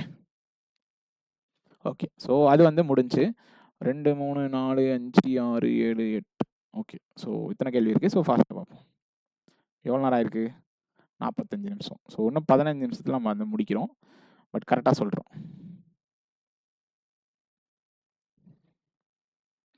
Okay. there is x number of balls in a bag. நல்லா தெளிவாக கவனிக்கணும். there is a x number of balls in a bag. Okay, ஒரு பேக்ல X number of balls இருக்கு, total வந்து X. which has 4 types of balls. The number of white balls in the bag is 30% of the total number of balls. White balls எவ்வளோ அப்போ 0.3x. So x வந்து total number of ballsனா 30% வந்து white balls, அப்போ 0.3x. When one ball is picked at random, இதெல்லாம் தெளிவாக கவனிக்கணும். When one ball is picked at random of its being red ball is twice its probability of being a white ball. Probability of white ball என்னப்பா 3/10. இதனுடைய டபுளா இருக்கும் அப்படின்றது எதை சொல்றாங்க, ரெட்னுடைய probability சொல்றாங்க. புரியுதா? அப்ப ரெட் பால்ஸ் வந்து 0.66. புரியுதா? நான் ஆக்சுவலா இதுக்கு முன்னாடி போட்ட ஒரு வீடியோல சொன்னேன், ப்ராபபிலிட்டி என்ன டைம்ஸ் இருக்கோ அத்தனை டைம்ஸ் அங்க பால்ஸும் இருக்கும். இப்போ இங்க இதை விட இது டபுளா இருக்குன்னா ஸோ பால்ஸும் டபுள்ஸா இருக்கும், அவ்வளவுதான், சிம்பிள். அப்படி ஞாபகம் வச்சுக்கோங்க. So probability ratio is directly proportional to its numbers, அவ்வளவுதான். There are is also blue and yellow balls. So blue பாலும் இருக்கு, எல்லோ பாலும் இருக்கு. If 2 balls are picked at random, நல்லா தெளிவாக கவனிக்கணும், 2 பால் நான் பிக் பண்றேன் ரேண்டமா, then what is the probability of its being blue ball? கேள்வி என்னன்னா BC2 divided by XC2. So இதுதான் கேள்வி. புரிஞ்சதா? Right. First statement, there is an equal number of blue and yellow balls in the bag. So okay, மொத்தமா பால் X பால்ஸா, 0.3x வந்து எனக்கு white, red வந்து 0.6x. இப்போ ப்ளூ வந்து 0.05x, எல்லோ 0.05x. இதானே சொல்ல வராங்க. ப்ளூவும் எல்லோ சேம்னா இதானே, ஏன்னா ரிமைனிங் என்ன இருக்கு, எனக்கு 0.1x இருக்கு. when one ball is picked at random, ஒரு பாலை பிக் பண்றப்போ எல்லோ பால் வரதுக்கான probability, so 0.05x divided by x, எனக்கே தெரியும் 1/20ன்னு, நீங்க இந்த பாயிண்ட் சொல்ல வேணாம். புரிஞ்சதா? எக்ஸ்னோட வேல்யூ நமக்கு தெரியணும். எக்ஸ்னோட வேல்யூ தெரியாம நீங்க இங்க சப்ஸ்டிட் பண்ணீங்கன்னா என்ன வரும்னு கவனிங்களா. ஓகே, இதை வச்சு எதுவும் மூவ் பண்ண முடியும். இதை எக்ஸ்பேண்ட் பண்ணீங்கன்னா b into b minus 1 divided by x into x minus 1. புரியுதா? இப்போ b-நோட வேல்யூ தெரியணும்னா x-நோட வேல்யூ எனக்கு தெரியணும். x-நோட வேல்யூவும் தெரியணும், அதை வச்சு ரிலேஷன் வச்சு எனக்கு ப்ளூ பால்ஸும் எத்தனைன்னு தெரியணும். தெரியாம என்னால் இந்த கேள்விக்கு ஆன்சர் பண்ண முடியாது. when they asking single ball you can answer easily, but the question was 2 balls are picked at random. So கண்டிப்பாக அங்கே ஒரு ஈக்குவேஷன் தான் ஃபார்ம் ஆகும், உங்களால் சால்வ் பண்ண முடியாது. So first statement is not sufficient to answer this கேள்வி. அடுத்து, when one ball is picked at random, okay, the probability of its being a red ball நோடைய probability என்ன 60%. கரெக்டா? 6/10 is 13/20 more than its probability of being a yellow ball. தெளிவாக கவனிக்கணும், 13/20 என்ன 65%. நல்லா கவனிக்கணும். இங்க 70 இருந்துச்சுன்னா அவங்க சொல்றது கரெக்ட். ஏன்னா இங்க இருக்கிறதனுடைய டோட்டல் ப்ராபபிலிட்டி உங்களுக்கு 60% தான், சரியா? ஐ மீன் 3/5 தான். அப்போ இன்னொரு விஷயத்தை விட உங்களுக்கு எப்படி 13/20 அதிகமா இருக்க முடியும்? அப்போ அவங்க என்ன சொல்ல வராங்க, எல்லோ பால் வந்து எனக்கு நெகட்டிவ்ல இருக்குன்னு சொல்ல வராங்க. அது எப்படி பாசிபிள்? ஓகே, நம்ம எப்படி தெளிவா புரிஞ்சுக்கலாம் அப்படின்னு கவனிங்க. ரெட் பாலோட ப்ராபபிலிட்டி இஸ் கரெக்டா, ரெட் பாலோட ப்ராபபிலிட்டி என்ன ஆல்ரெடி क्वेश्चन தெரிஞ்சது, 6/10 is 13/20 more then the yellow பாலோட probability, yellow divided by total. இப்போ இந்த பக்கம் போச்சுன்னா 12 minus 13 divided by 20 is equal to yellow by total. How can this be negative? So this is wrong. So தப்பான statement கொடுத்துருக்காங்க. So அது sufficient கிடையாது. So இதுவுமே இந்த ஸ்டேட்மெண்ட்லாம் சஃபிஷியன்ட் கிடையாது. ஸோ ஃபர்ஸ்ட் கிடையாது, செகண்ட் கிடையாது. ஓகே, 1 2 கம்பைன் பண்ண ஆன்சர் வருமா? செகண்ட் வந்து ஒரு தப்பான ஸ்டேட்மெண்ட், ஃபர்ஸ்ட் ஒரு யூஸ் ஆகாத ஸ்டேட்மெண்ட், அப்போ ரெண்டுத்தையும் கம்பைன் பண்ணாலும் ஆன்சர் ஆகுது. அப்படிலாம் யோசிக்க கூடாது. ஸோ அகைன் என்ன பண்ணணும், தேர்ட் ஸ்டேட்மெண்ட் ஆகும். Total number of white balls in the bag is 6 times the number of yellow balls in the bag. So total number of white balls in the bag is 6 times the yellow balls in the bag. Okay, so yellow வந்து 0.05x, அதே கழிக்கிறா வரீங்க. அப்போ ஆட்டோமேட்டிக்கா blue வந்து 0.05x. முடிஞ்சா? Okay, the sum of the number of white balls and the blue balls is 35. So white ballum blue ballayum add பண்ணா 0.35x is equal to 35. The question was solved. So 3 alone sufficient to answer this question. So எப்படியும் நமக்கு yellow ball தெரியும், blue ball தெரியும், அதை வச்சு total number of balls நமக்கு தெரியும், ஈஸியா ப்ராபபிலிட்டி கண்டுபிடிச்சிடலாம். So this is overflow statement. So இது தப்பான ஸ்டேட்மெண்ட். ஸோ இது மட்டும் நமக்கு சஃபிஷியன்ட். புரிஞ்சதா? Right. Okay. So ages base பண்ண ஒரு கொஸ்டின். ஸோ நிறைய வேரியபிள்ஸ்லாம் இருக்கும். அப்படியே மேஜிக்லாம் பண்ணுவாங்க. The total age of ABC is 3x plus 12. So ABC நோட age வந்து 3x plus 12. The total age of CD is 5y. The difference between A and B is y years. A is younger than B. Okay. C is 3/4 of A. Okay. Okay. வேற என்ன கொடுத்துருக்காங்க? Okay. The total age of C and D is 5y, which is equal to 30 years. அப்போ y நோட value 6 தான். அப்போ B minus A 6 தான். இப்போ ஒரு விஷயம் கவனிச்சிங்கன்னா, இங்க என்ன ஸ்மால் ஏ போட்டு வச்சுக்கிறேன். நமக்கு இது ரெண்டுத்துலையும் ஏன்ற ஒரு டேர்ம் காமனா இருக்கு. நம்ம என்ன பண்ணலாம்னா, இந்த இடத்துல ஒரு அசம்ப்ஷன் புதுசா எடுக்கலாம். Let us take A is equal to A. வச்சுக்கலாமா? B is equal to A plus 6. C is equal to 3/4A. எல்லாத்தையும் ஒரு டேர்ம்ஸ்ல கொண்டு வர ட்ரை பண்றோம். புரிஞ்சதா? Right. Difference of A and C is V plus 1 years. So A க்கும் C க்கும் difference V plus 1 years. இதுல என்ன தெரியும்? ஓகே, நீங்க தெரியாத மாதிரி நான் போட்டிருக்கேன். ஆனா என்ன தெரியும்? சிம்பிளா A பெருசுன்னு தெரியும். புரியுதா? A is 3/4 of age of A. அப்ப A தானே பெருசு. அப்ப A minus C is equal to V plus 1. Okay. E is Z years older than C. So E is equal to Z plus C. Okay. Age of B is 6 more than. நல்லா கவனிக்கணும். Age of B is 6 more than the double the age of D. Okay, so age of E is highest prime number below the 30. Okay, கவனிங்க. இப்போ நமக்கு relation எங்க அடிப்படுதுன்னா, B-க்கும் D-க்கும் relation அடிப்படுது. ஆனால் நமக்கு D மட்டும் தனியா தெரியாது. கரெக்டா? அப்போ நம்ம என்ன பண்ணோம்னா, D is equal to 30 minus C ன்னு வச்சுக்கலாமா? வச்சுக்கலாம். இங்க ஆல்ரெடி தெரியும். is equal to 30 minus 3/4A ன்னு வச்சுக்கலாமா? ஏன்னா நான் B-ஐயும் D-ஐயும் கம்பேர் பண்ணி ஒரு விஷயம் பண்றப்போ எனக்கு ரெண்டுத்துலயுமே சேம் வேரியபிள் இருந்துச்சுன்னா அது சால்வ் ஆகும். இல்லைன்னா சால்வ் ஆகுமா? ஆகாது. E is the highest prime number below 30. E is equal to 29. அப்படியே வச்சுக்கலாம். அவ்வளவு முடிஞ்சு. ஓகே. இப்போ the age of B is na A plus 6. A plus 6 is equal to 6 more than double the age of D. Double the age of D na D நோட age double 60 minus 3/2A. கரெக்டா? 6க்கு 6 கேன்சலா? Cancel. 5A/2 is equal to 60. A நோட value 24. A நோட value 24 னா is equal to A நோட age. B நோட value 30. B நோட value 30 னா C நோட வேல்யூ 18. C நோட ஏஜ் 18. C நோட ஏஜ் 18 னா D நோட ஏஜ் 12. ஓகே. ஸோ C நோட ஏஜ் Z நோட வேல்யூ என்ன நமக்கு அப்போ? Z நோட வேல்யூ வந்து C நோட ஏஜ் வந்து எனக்கு 18. அப்போ Z நோட வேல்யூ வந்து 11. Age of E is 5y minus 1. E நோட ஏஜ் என்ன? 5y minus 1. 30 minus 1 29. Sum of A and B is a perfect square. A and B நோட வேல்யூ perfect square. தப்பு. Sum of B and C is an odd number. B and C is an odd number. தப்பு. Only one is true. அப்ப இதுக்கு என்னத்தையும் கண்டுபிடிச்சோம்? Relation.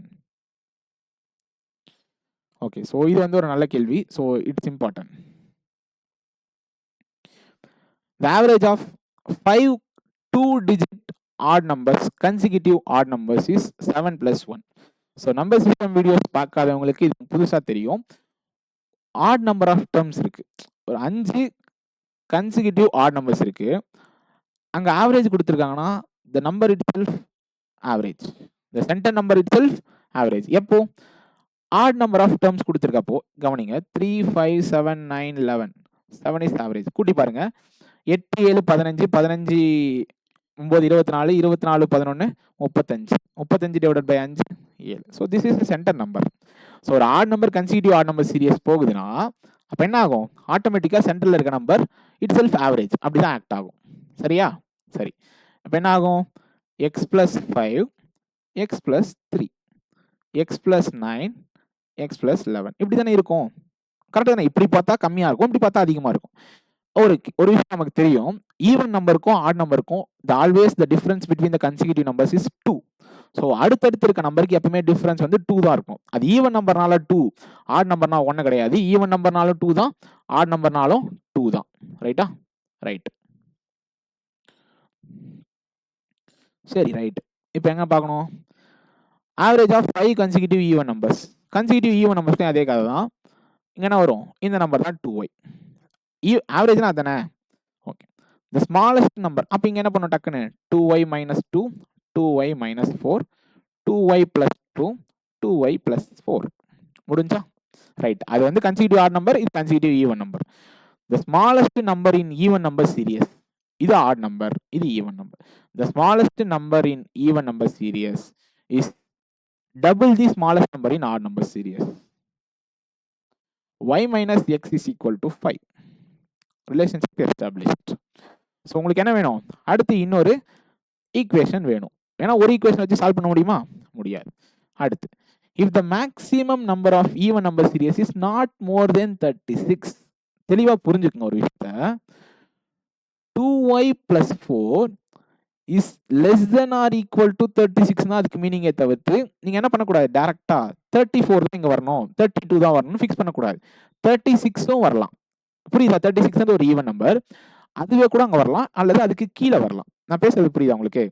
So இந்த value 36 இருக்கக்கூடாது, ஆனா 36 அல்லது 36க்கு ஈக்குவலா கீழே இருக்கலாம். புரியுதா? ரைட். அப்ப என்ன ஆகும்? ஸோ இந்த பக்கம் போச்சுன்னா 32. So y less than or equal to 16.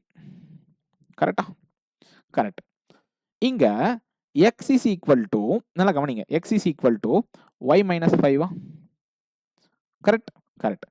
இப்போ நீங்க இங்க 16 அப்ளை பண்ணா எனக்கு 11 வரும். நல்லா தெளிவா கவனிக்கணும். y நோட வேல்யூ நான் மேக்ஸிமம் 16 எடுக்கலாம். அப்ப x நோட வேல்யூ எனக்கு 11 வரும்.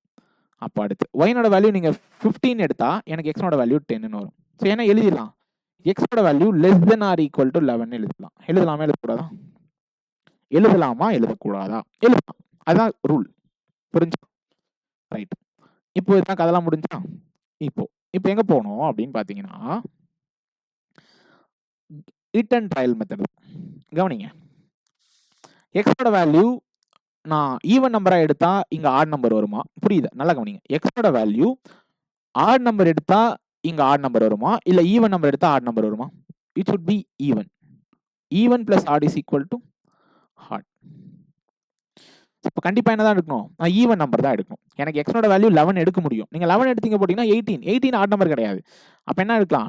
10ன்னு எடுத்தீங்கன்னா இங்க 17, 8ன்னு எடுத்தீங்கன்னா இங்க 15, அடுத்து 6ன்னு எடுத்தீங்கன்னா இங்க 13. சரி, ஓகே. கதை நல்லா கவனிக்கணும். The digits of smallest number of odd series is not equal. odd digit உடைய smallest number இருக்குல்ல, அதனுடைய 2 டிஜிட்டும் சேமா இருக்க கூடாது. புரியுதா? புரிஞ்சதுப்பா. சரி. இங்க 17னா இங்க 15, அப்ப இங்க 13. சரி, ரைட்டு. இங்க 15னா இங்க 13, இங்க 11. சேமா இருக்க கூடாதுன்னு சொன்னாங்களா? ரைட். இங்க 13னா இங்க 11, இங்க 9. எதை பத்தி பேசிட்டு இருக்கோம்?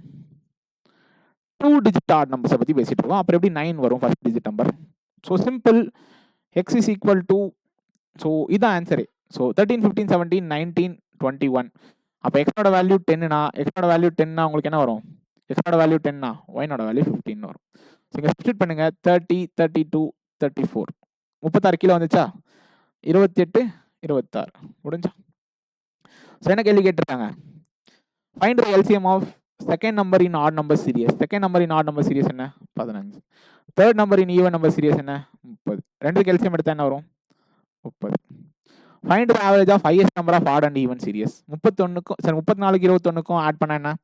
55. ஆவரேஜ் எடுத்தா 27. Okay okay. So this is good question. So இந்த மாதிரி லாஜிக் யோசிக்க கற்றுக்குங்க. இன்னும் போயிட்டே இருக்குது.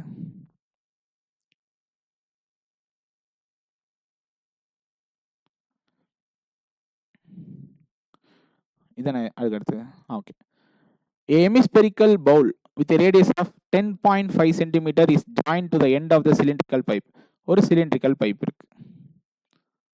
ஓகே. அதுக்கு அடியில் என்ன பண்றாங்கன்னா ஏதோ ஒரு எண்ணில் ஒரு hemispherical bowl வந்து attach பண்றாங்க with the same diameter. The diameter would be same. Hemispherical ஓட bowl radius என்ன 10.5. அப்ப height என்னவா இருக்கும் 10.5. Okay. The combined shape is completely filled with water. So இது ஃபுல்லா தண்ணி இருக்கு. Okay.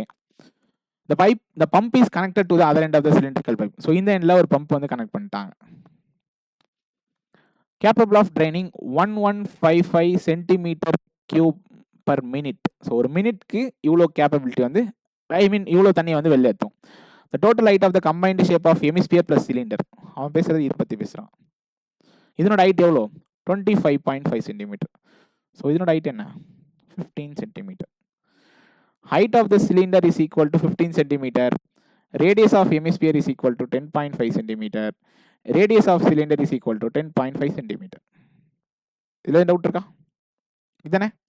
Okay. It will take 2 t minutes to empty the entire volume of the water. So entire volume out பண்றதுக்கு எனக்கு t minutes எடுத்துக்கும் அப்படின்னு சொல்லியிருக்காங்க. அப்ப என்ன பண்ணும்? டோட்டல் கெப்பாசிட்டி என்னன்னு போட்டு டிவைடட் பை per minute என்னுடைய கெப்பாசிட்டி என்னன்னு போட்டீங்கன்னா எவ்வளோ டைம்னு கிடைச்சிடும். இப்போ எக்ஸாம்பிள் 60ன்றது கெப்பாசிட்டி டோட்டல். இப்போ 5 சென்டிமீட்டர் கியூப் பர் மினிட் வந்து ஒரு நிமிஷத்தில் போதுன்னா ஆன்சர் என்ன 12 மினிட்ஸ். ஏன்னா டோட்டல் வந்து 6 சென்டிமீட்டர் கியூப். ஸோ அப்போ ஒரு நிமிஷத்துக்கு 5 சென்டிமீட்டர் கியூப்னா அப்போ total volume divided by efficiency or capacity. So எனக்கு வந்து எஃபிஷியன்சி தெரியும். அப்போ டோட்டல் வால்யூம் எப்படி கண்டுபிடிக்கிறது? நமக்கு சிலிண்டர்னுடைய வால்யூம் தனியாகவும் ஹெமிஸ்பியர்னோட வால்யூம் தனியாகவும் நீங்கள் ஆட் பண்ணிங்கன்னா உங்களுக்கு என்ன கிடைக்கும்?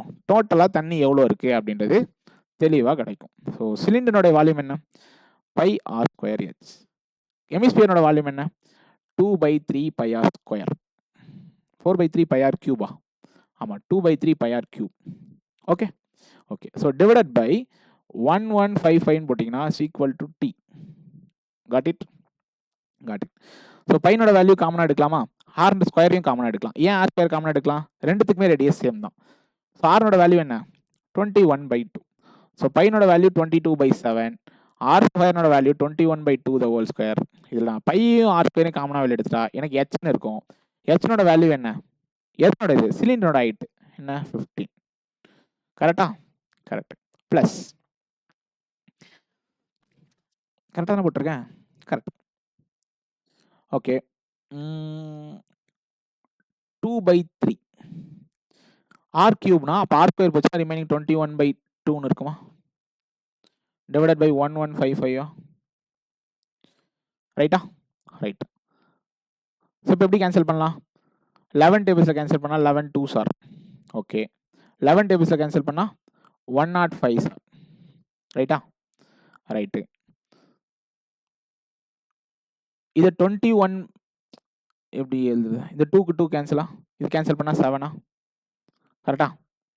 ஓகே. அப்போது 2 divided by 7 into 21 divided by 2 into 21 divided by 2 into 22 divided by 105. இதில் டவுட் இருக்கா? புரியுதா? ஸோ இது எக்ஸ்பேண்ட் பண்ணிட்டேன், இதை ஆட் பண்ணி 22ன்னு போட்டேன், டிவைட் பை இந்த 105 மேலே வந்துச்சு. இதை கேன்சல் பண்ணால் 3ஆ? இந்த 2க்கு இந்த 2 கேன்சலா? இதை கேன்சல் பண்ணால் 35ஆ? இதை கேன்சல் பண்ணால் 11ஆ? 7 3s ஆர் 7 5s ஆரா? t is equal to 33/5 minutes. எந்த option correct? 60 is an even number. 60னா எப்படி ஈவன் நம்பர் வரும்? 5t is not an even number. 5t multiply பண்ணால் ஆன்சர் 33 வரும். ஆமாம் 33 ஈவன் நம்பர் கிடையாது. t square is more than 49. 33 into 33 divided by 25 போட்டால் இது 49 விட அதிகம்னு சொல்கிறாங்க. அப்போ 1225 வரும். இங்கே 900 1000 சம்திங் வரும். இது எப்படி அதிகம்? தப்பு. போத் A and B தப்பு. None of this. Only B alone correct.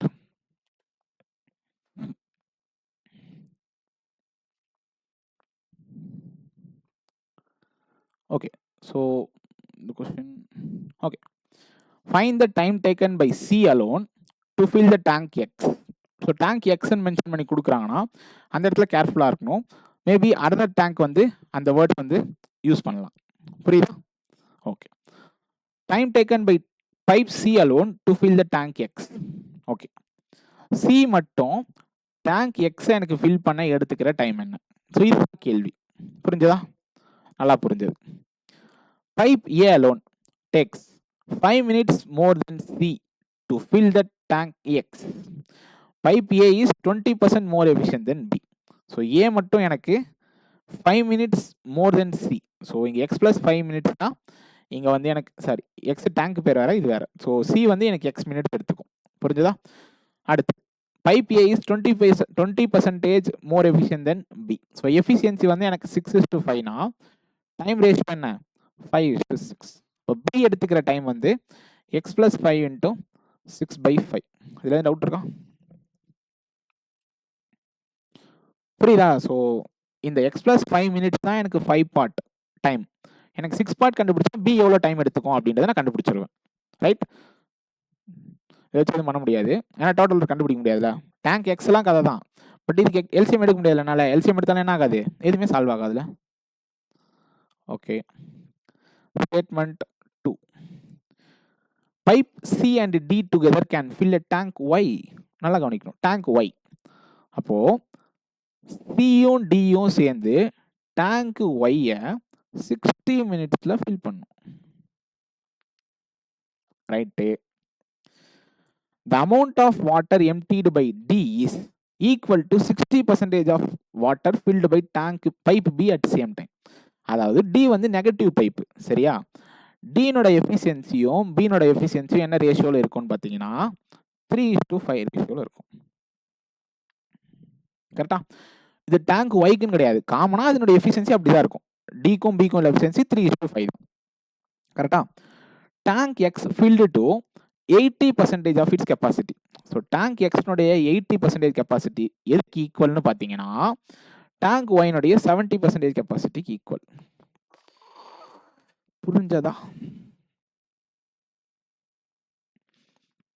I think you get my point. Right? Right.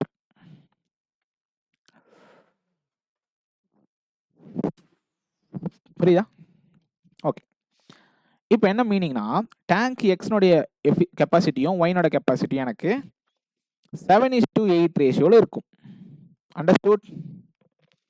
S. இப்போ கவனிங்க.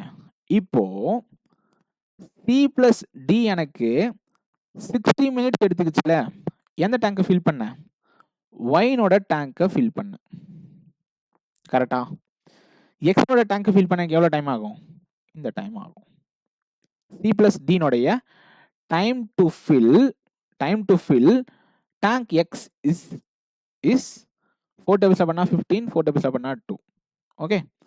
ஸோ 105 divided by 2 minutes ஆகும். ஸோ C plus D யா?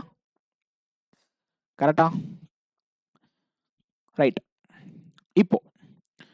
இப்போ என்ன பண்ணலாம் அப்படின்னு கவனிச்சிங்கன்னா இதை சான்ஸ் சொல்ல முடியுமா? சி மட்டும் தனியாக எனக்கு கண்டுபிடிக்கணும். எது சொல்ல முடியாது. Third statement. Pipe A B D together can fill the 40% of tank in 10.5 minutes. So 40% of tank fill பண்ண 10.5 minutesனா எனக்கு டோட்டல் டேங்க் ஃபில் பண்ண எவ்வளோ ஆகும்? 105/4 minutes ஆகும். ஏபிடி சேர்ந்து ஃபில் பண்ண. சரி, ஓகே. 3 தனித்தனி ஆன்சர் வருமா? வராது. Okay. First possible combination 1 + 2. So 1 + 2 எப்படி கம்பைன் பண்ணுறது அப்படின்னு கவனிப்போம். Okay. So C plus D சேர்ந்து எனக்கு 105 divided by 2 minutes எடுத்துக்கிட்டாங்களா? எடுத்துக்கிட்டாங்க தானே? ரைட்.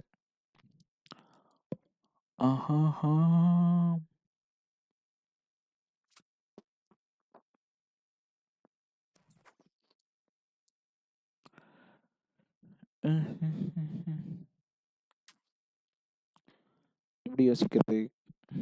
எப்படி யோசிச்சு வச்சிருந்தா நான் சொல்ல தெரியலையே. ஒரு நிமிஷம் நான் பார்த்து சொல்கிறேன்.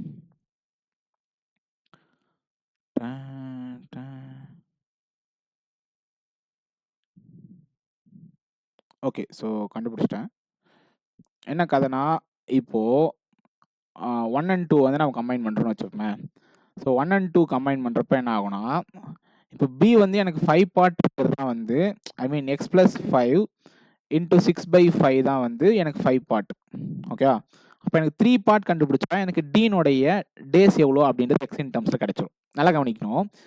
இப்போ சீனோட வந்து எனக்கு எக்ஸ்ன்னு தெரியும், எக்ஸ் டேஸ்ன்னு தெரியும். ஸோ டீனோட டேஸ் வந்து இந்த ரிலேஷன்ஷிப் நம்ம எஸ்டாப்ளிஷ் பண்ணி நம்ம என்ன பண்ணிக்கலாம், டீனோட டேஸை எக்ஸின் டேர்ம்ஸில் கண்டுபிடிச்சிக்கலாமா? அப்போ சி டே தனியாக டி தனியாக நமக்கு டேஸ் தெரியுன்றப்போ சி ப்ளஸ் டி சேர்ந்து 105/2 மினிட்ஸ்ன்றப்போ நம்ம என்ன பண்ணிக்கலாம், ஆட்டோமேட்டிக்காக எக்ஸனோட வேல்யூ கண்டுபிடிச்சிக்கலாமா கூடாதா? அப்போ 1 + 2 டுகெதர் சஃபிஷியன்ட். ஓகே, ஸோ நான் கன்ஃபியூஸ் ஆகிட்டேன். ஸோ இந்த பாயிண்ட் வந்து நம்ம யூஸ் பண்ணோம். ஸோ பீனோட டேஸ் எனக்கு இண்டிவிஜுவலாக தெரியும். ஸோ அதை வச்சு என்ன பண்ணிக்கலாம், டீனோட டேஸ் இண்டிவிஜுவலாக ஃபைன் பண்ணிக்கலாம். ஸோ சீனோட டேஸ் இண்டிவிஜுவலாக தெரியும், டீனோட டேஸ் இண்டிவிஜுவலாக தெரியும் எக்ஸ் இன் டேர்ம்ஸில். சி ப்ளஸ் டி வந்து கம்பைண்ட் எவ்வளோன்னு தெரியும். அதை வச்சு நீங்கள் என்ன பண்ணிக்கலாம், தாராளமாக எக்ஸனோட வேல்யூ கண்டுபிடிச்சிக்கலாம். அதுக்கப்புறம் என்ன ஆகும், டேங்க்னோட கெப்பாசிட்டி தெரியும், சீனோட டைம் இண்டிவிஜுவல் டைம் தெரியும். அதை வச்சு அலோன் எவ்வளோன்றதை கண்டுபிடிச்சிக்கலாம். அடுத்து 2 + 3. ஸோ 2 + 3 உங்களால் கம்பைன் பண்ண முடியுமான்னு கேட்டால் முடியாது. ஏன்னா உங்களுக்கு டிக்கும் பிக்கும் எஃபிஷியன்சி தெரியும். ஆனால் இதுக்கும் ஏக்கு எந்த ஒரு ரிலேஷன்ஷிப்பும் கிடையாது. நம்ம இதுக்கு ரிலேஷன்ஷிப் எஸ்டாப்ளிஷ் பண்ண முடியுமா? முடியாது. So 2 + 3 not sufficient. 1 + 3 1 + 3 ஏபிடி இங்கே இல்லாத ஒரு டேர்ம் புதுசாக இருக்குது. அப்படி இருந்தாலுமே நம்ம என்ன பண்ண முடியாது, ஏபிசி ஐ மீன் மேபி ஏ + சி இல்லை ஏ + பி அந்த மாதிரி ஏதாவது கொடுத்துருந்தா கண்டிப்பாக வாய்ப்பு இருக்கும். So 1 + 3 also not sufficient to answer this question. So answer was 1 and 2 alone sufficient. I mean 1 and 2 together sufficient to answer this question. Okay. So இது வந்து ஒரு simple interest compound interest based பண்ண question. Gokul invested 24x plus 8 into O minus 5. So அது O minus 5 in a scheme A offering a simple interest 0.2x%. So 0.2x% வந்து scheme A ல கொடுக்குறாங்க interest. அந்த remaining amount, so அந்த amount அங்கே invest பண்ணுறாரு. Remaining amount வந்து 32x plus 8 into n plus 6 வந்து ஸ்கீம் பியில் இன்வெஸ்ட் பண்ணுறாங்க. ஸ்கீம் பியில் ஆஃபர் பண்ணுற இன்ட்ரெஸ்ட் வந்து P - 51% காம்பவுண்ட் இன்ட்ரெஸ்ட். கரெக்டா? கரெக்ட். அது எண்ட் ஆஃப் 2 years. அப்போ ரெண்டுத்தையுமே நம்ம 2 years இன்வெஸ்ட் பண்ண போகிறோம். Okay, find the total interest. So ரெண்டுத்துலேயும் சேர்த்து இன்ட்ரெஸ்ட் எவ்வளோன்னு மட்டும் கொடுத்துருக்காங்க. So 1562 rupees. Got it? Got it. Find the total amount invested in both the schemes A and B together. X is an integer value. So இந்த point ரொம்ப முக்கியம். So X வந்து ஒரு இன்டிஜர் வேல்யூ.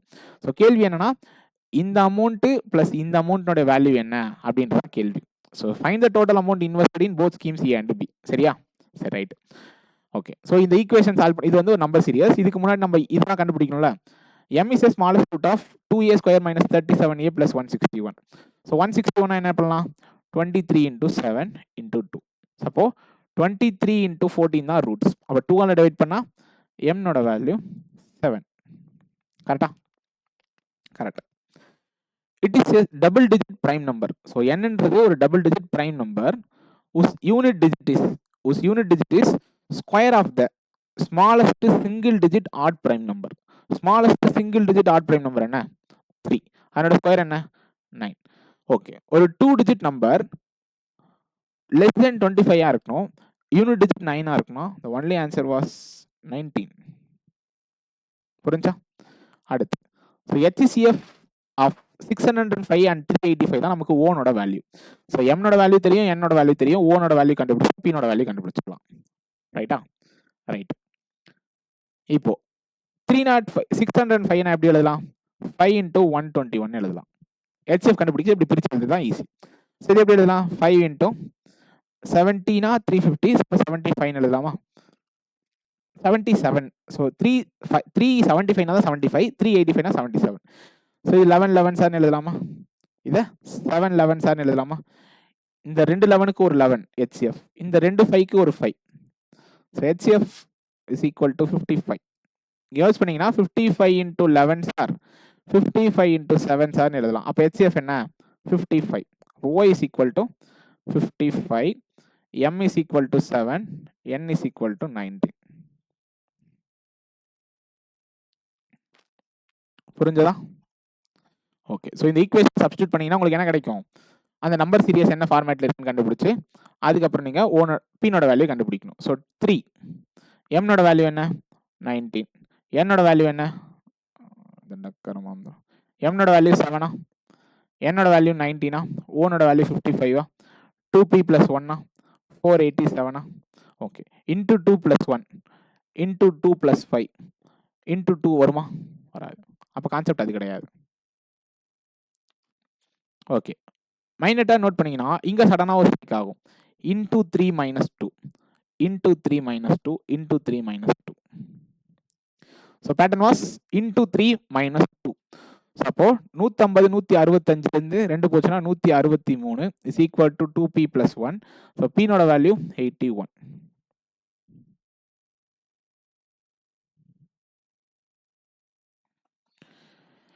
புரிஞ்சுதா? Right.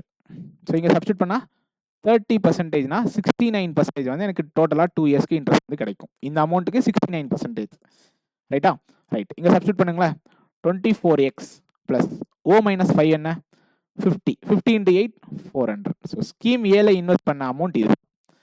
Scheme பியில் invest பண்ண amount 32x plus n + 6 என்ன? 25. 25 into 8 என்ன? 200. ஸோ டோட்டல் இன்வெஸ்ட்மெண்ட் என்ன? 56x plus 600. ஸோ இந்த ஆப்ஷனில் எது கரெக்டோ அதான் ஆன்சர்.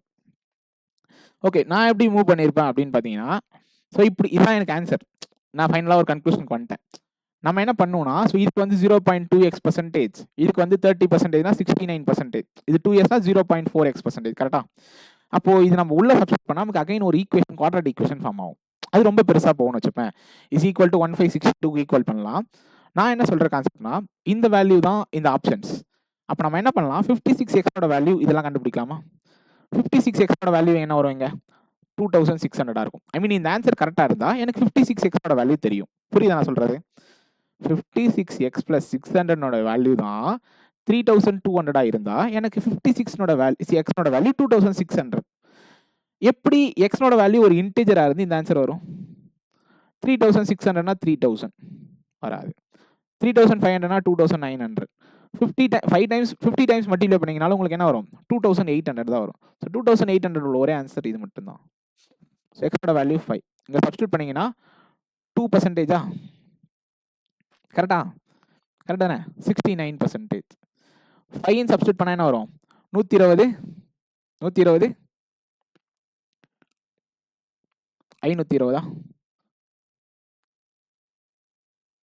கரெக்டா தானே? 24x plus 400 0.2x%. எக்ஸோட வேல்யூ 50. ஓகே மன்னிக்கும். 50னா 20%. 50னா 1600. 1600ல 20% எவ்வளோ? 320. 15000 16000 சாரி 12000 16000. Okay 1500 1600 so 1800. 60%னா 1080. 9%னா 9872 ஸோ 162. ஸோ 1242 ஒரு 320. So 1562. So answer is right. So answer was 3400. Right right. So இதான் final question. Rahul alone can complete a 25% of work in 10 hours.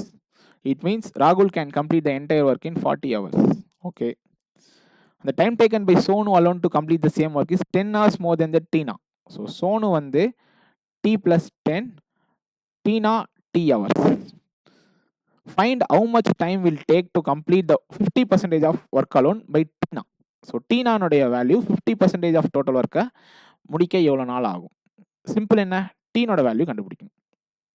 கண்டுபிடிச்சா answer solve. கரெக்டா? Right. Average wages received by total wages received by ராகுல், டீனா, சோனு வந்து 2200 ரூபா. Okay. டீனாஸ் wage வந்து எனக்கு 1200 ரூபா. they received their wages in the respective in the ratio of their efficiencies. அவங்களோட efficiency என்னமோ அதுக்கேற்ற மாதிரி தான் அவங்க வந்து அவங்களுடைய சேலரி வந்து வாங்கியிருக்காங்க. கரெக்டா? கரெக்ட் தானே? கரெக்ட். இப்போ ஒரு விஷயம் நோட் பண்ணீங்கன்னா, ஸோ டீனானோட சேலரி 1200. கரெக்டா? அப்போ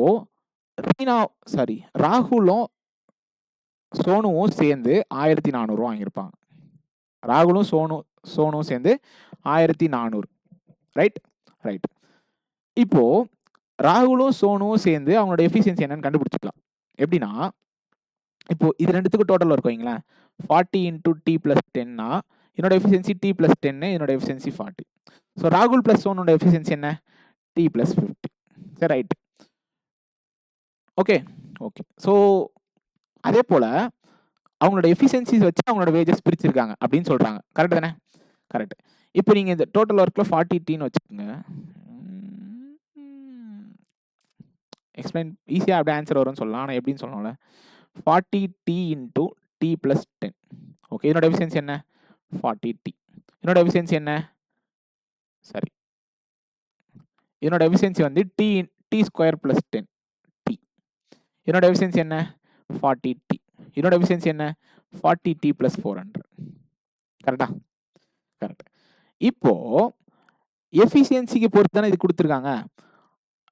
ராகுல் பிளஸ் சோனோட efficiency t square plus 50 t divided by டீனானோட எஃபிஷியன்சி 40 டி பிளஸ் 400.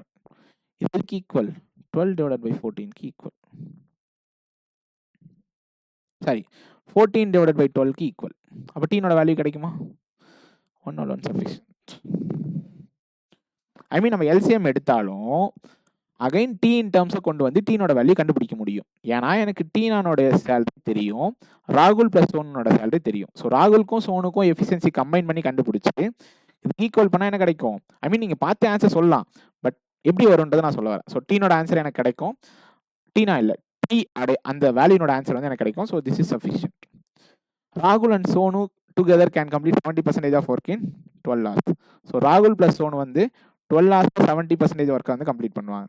ஸோ ராகுலும் சோனுவும் எனக்கு டைம் தெரியும். So 40 into T plus 10 divided by 50 plus T is equal to 120 divided by 7 போட்டால் டீனோட வேல்யூ கிடைக்கும். So sufficient.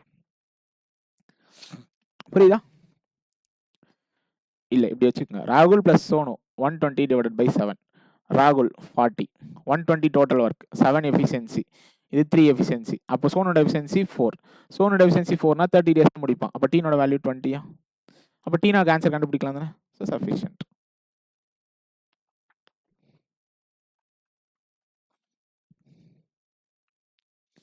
ராகுல் and Umesh together can complete the work in 13 hours. என்ன ஆப்ஷனே தெரியல. 1 minute. நான் ஆன்சர் கொஸ்டின் தப்பா விட்டு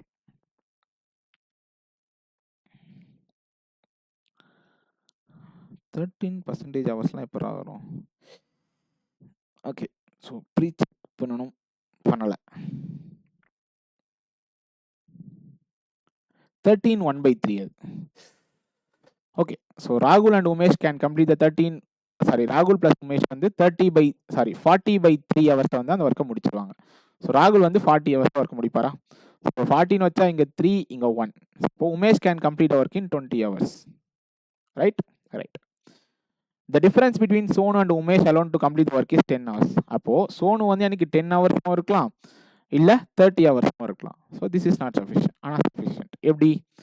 இங்கே சோனோட வேல்யூக்கு நீங்கள் 10ன்னு வச்சிங்கன்னா எப்படி டீனோட வேல்யூ 10 இருக்கும்? எப்படி டீனா வந்து 0 hours அந்த ஒர்க்கை கம்ப்ளீட் பண்ணுவாங்க? So T is equal to 20. So all 3 alone sufficient to answer this question. So thank you.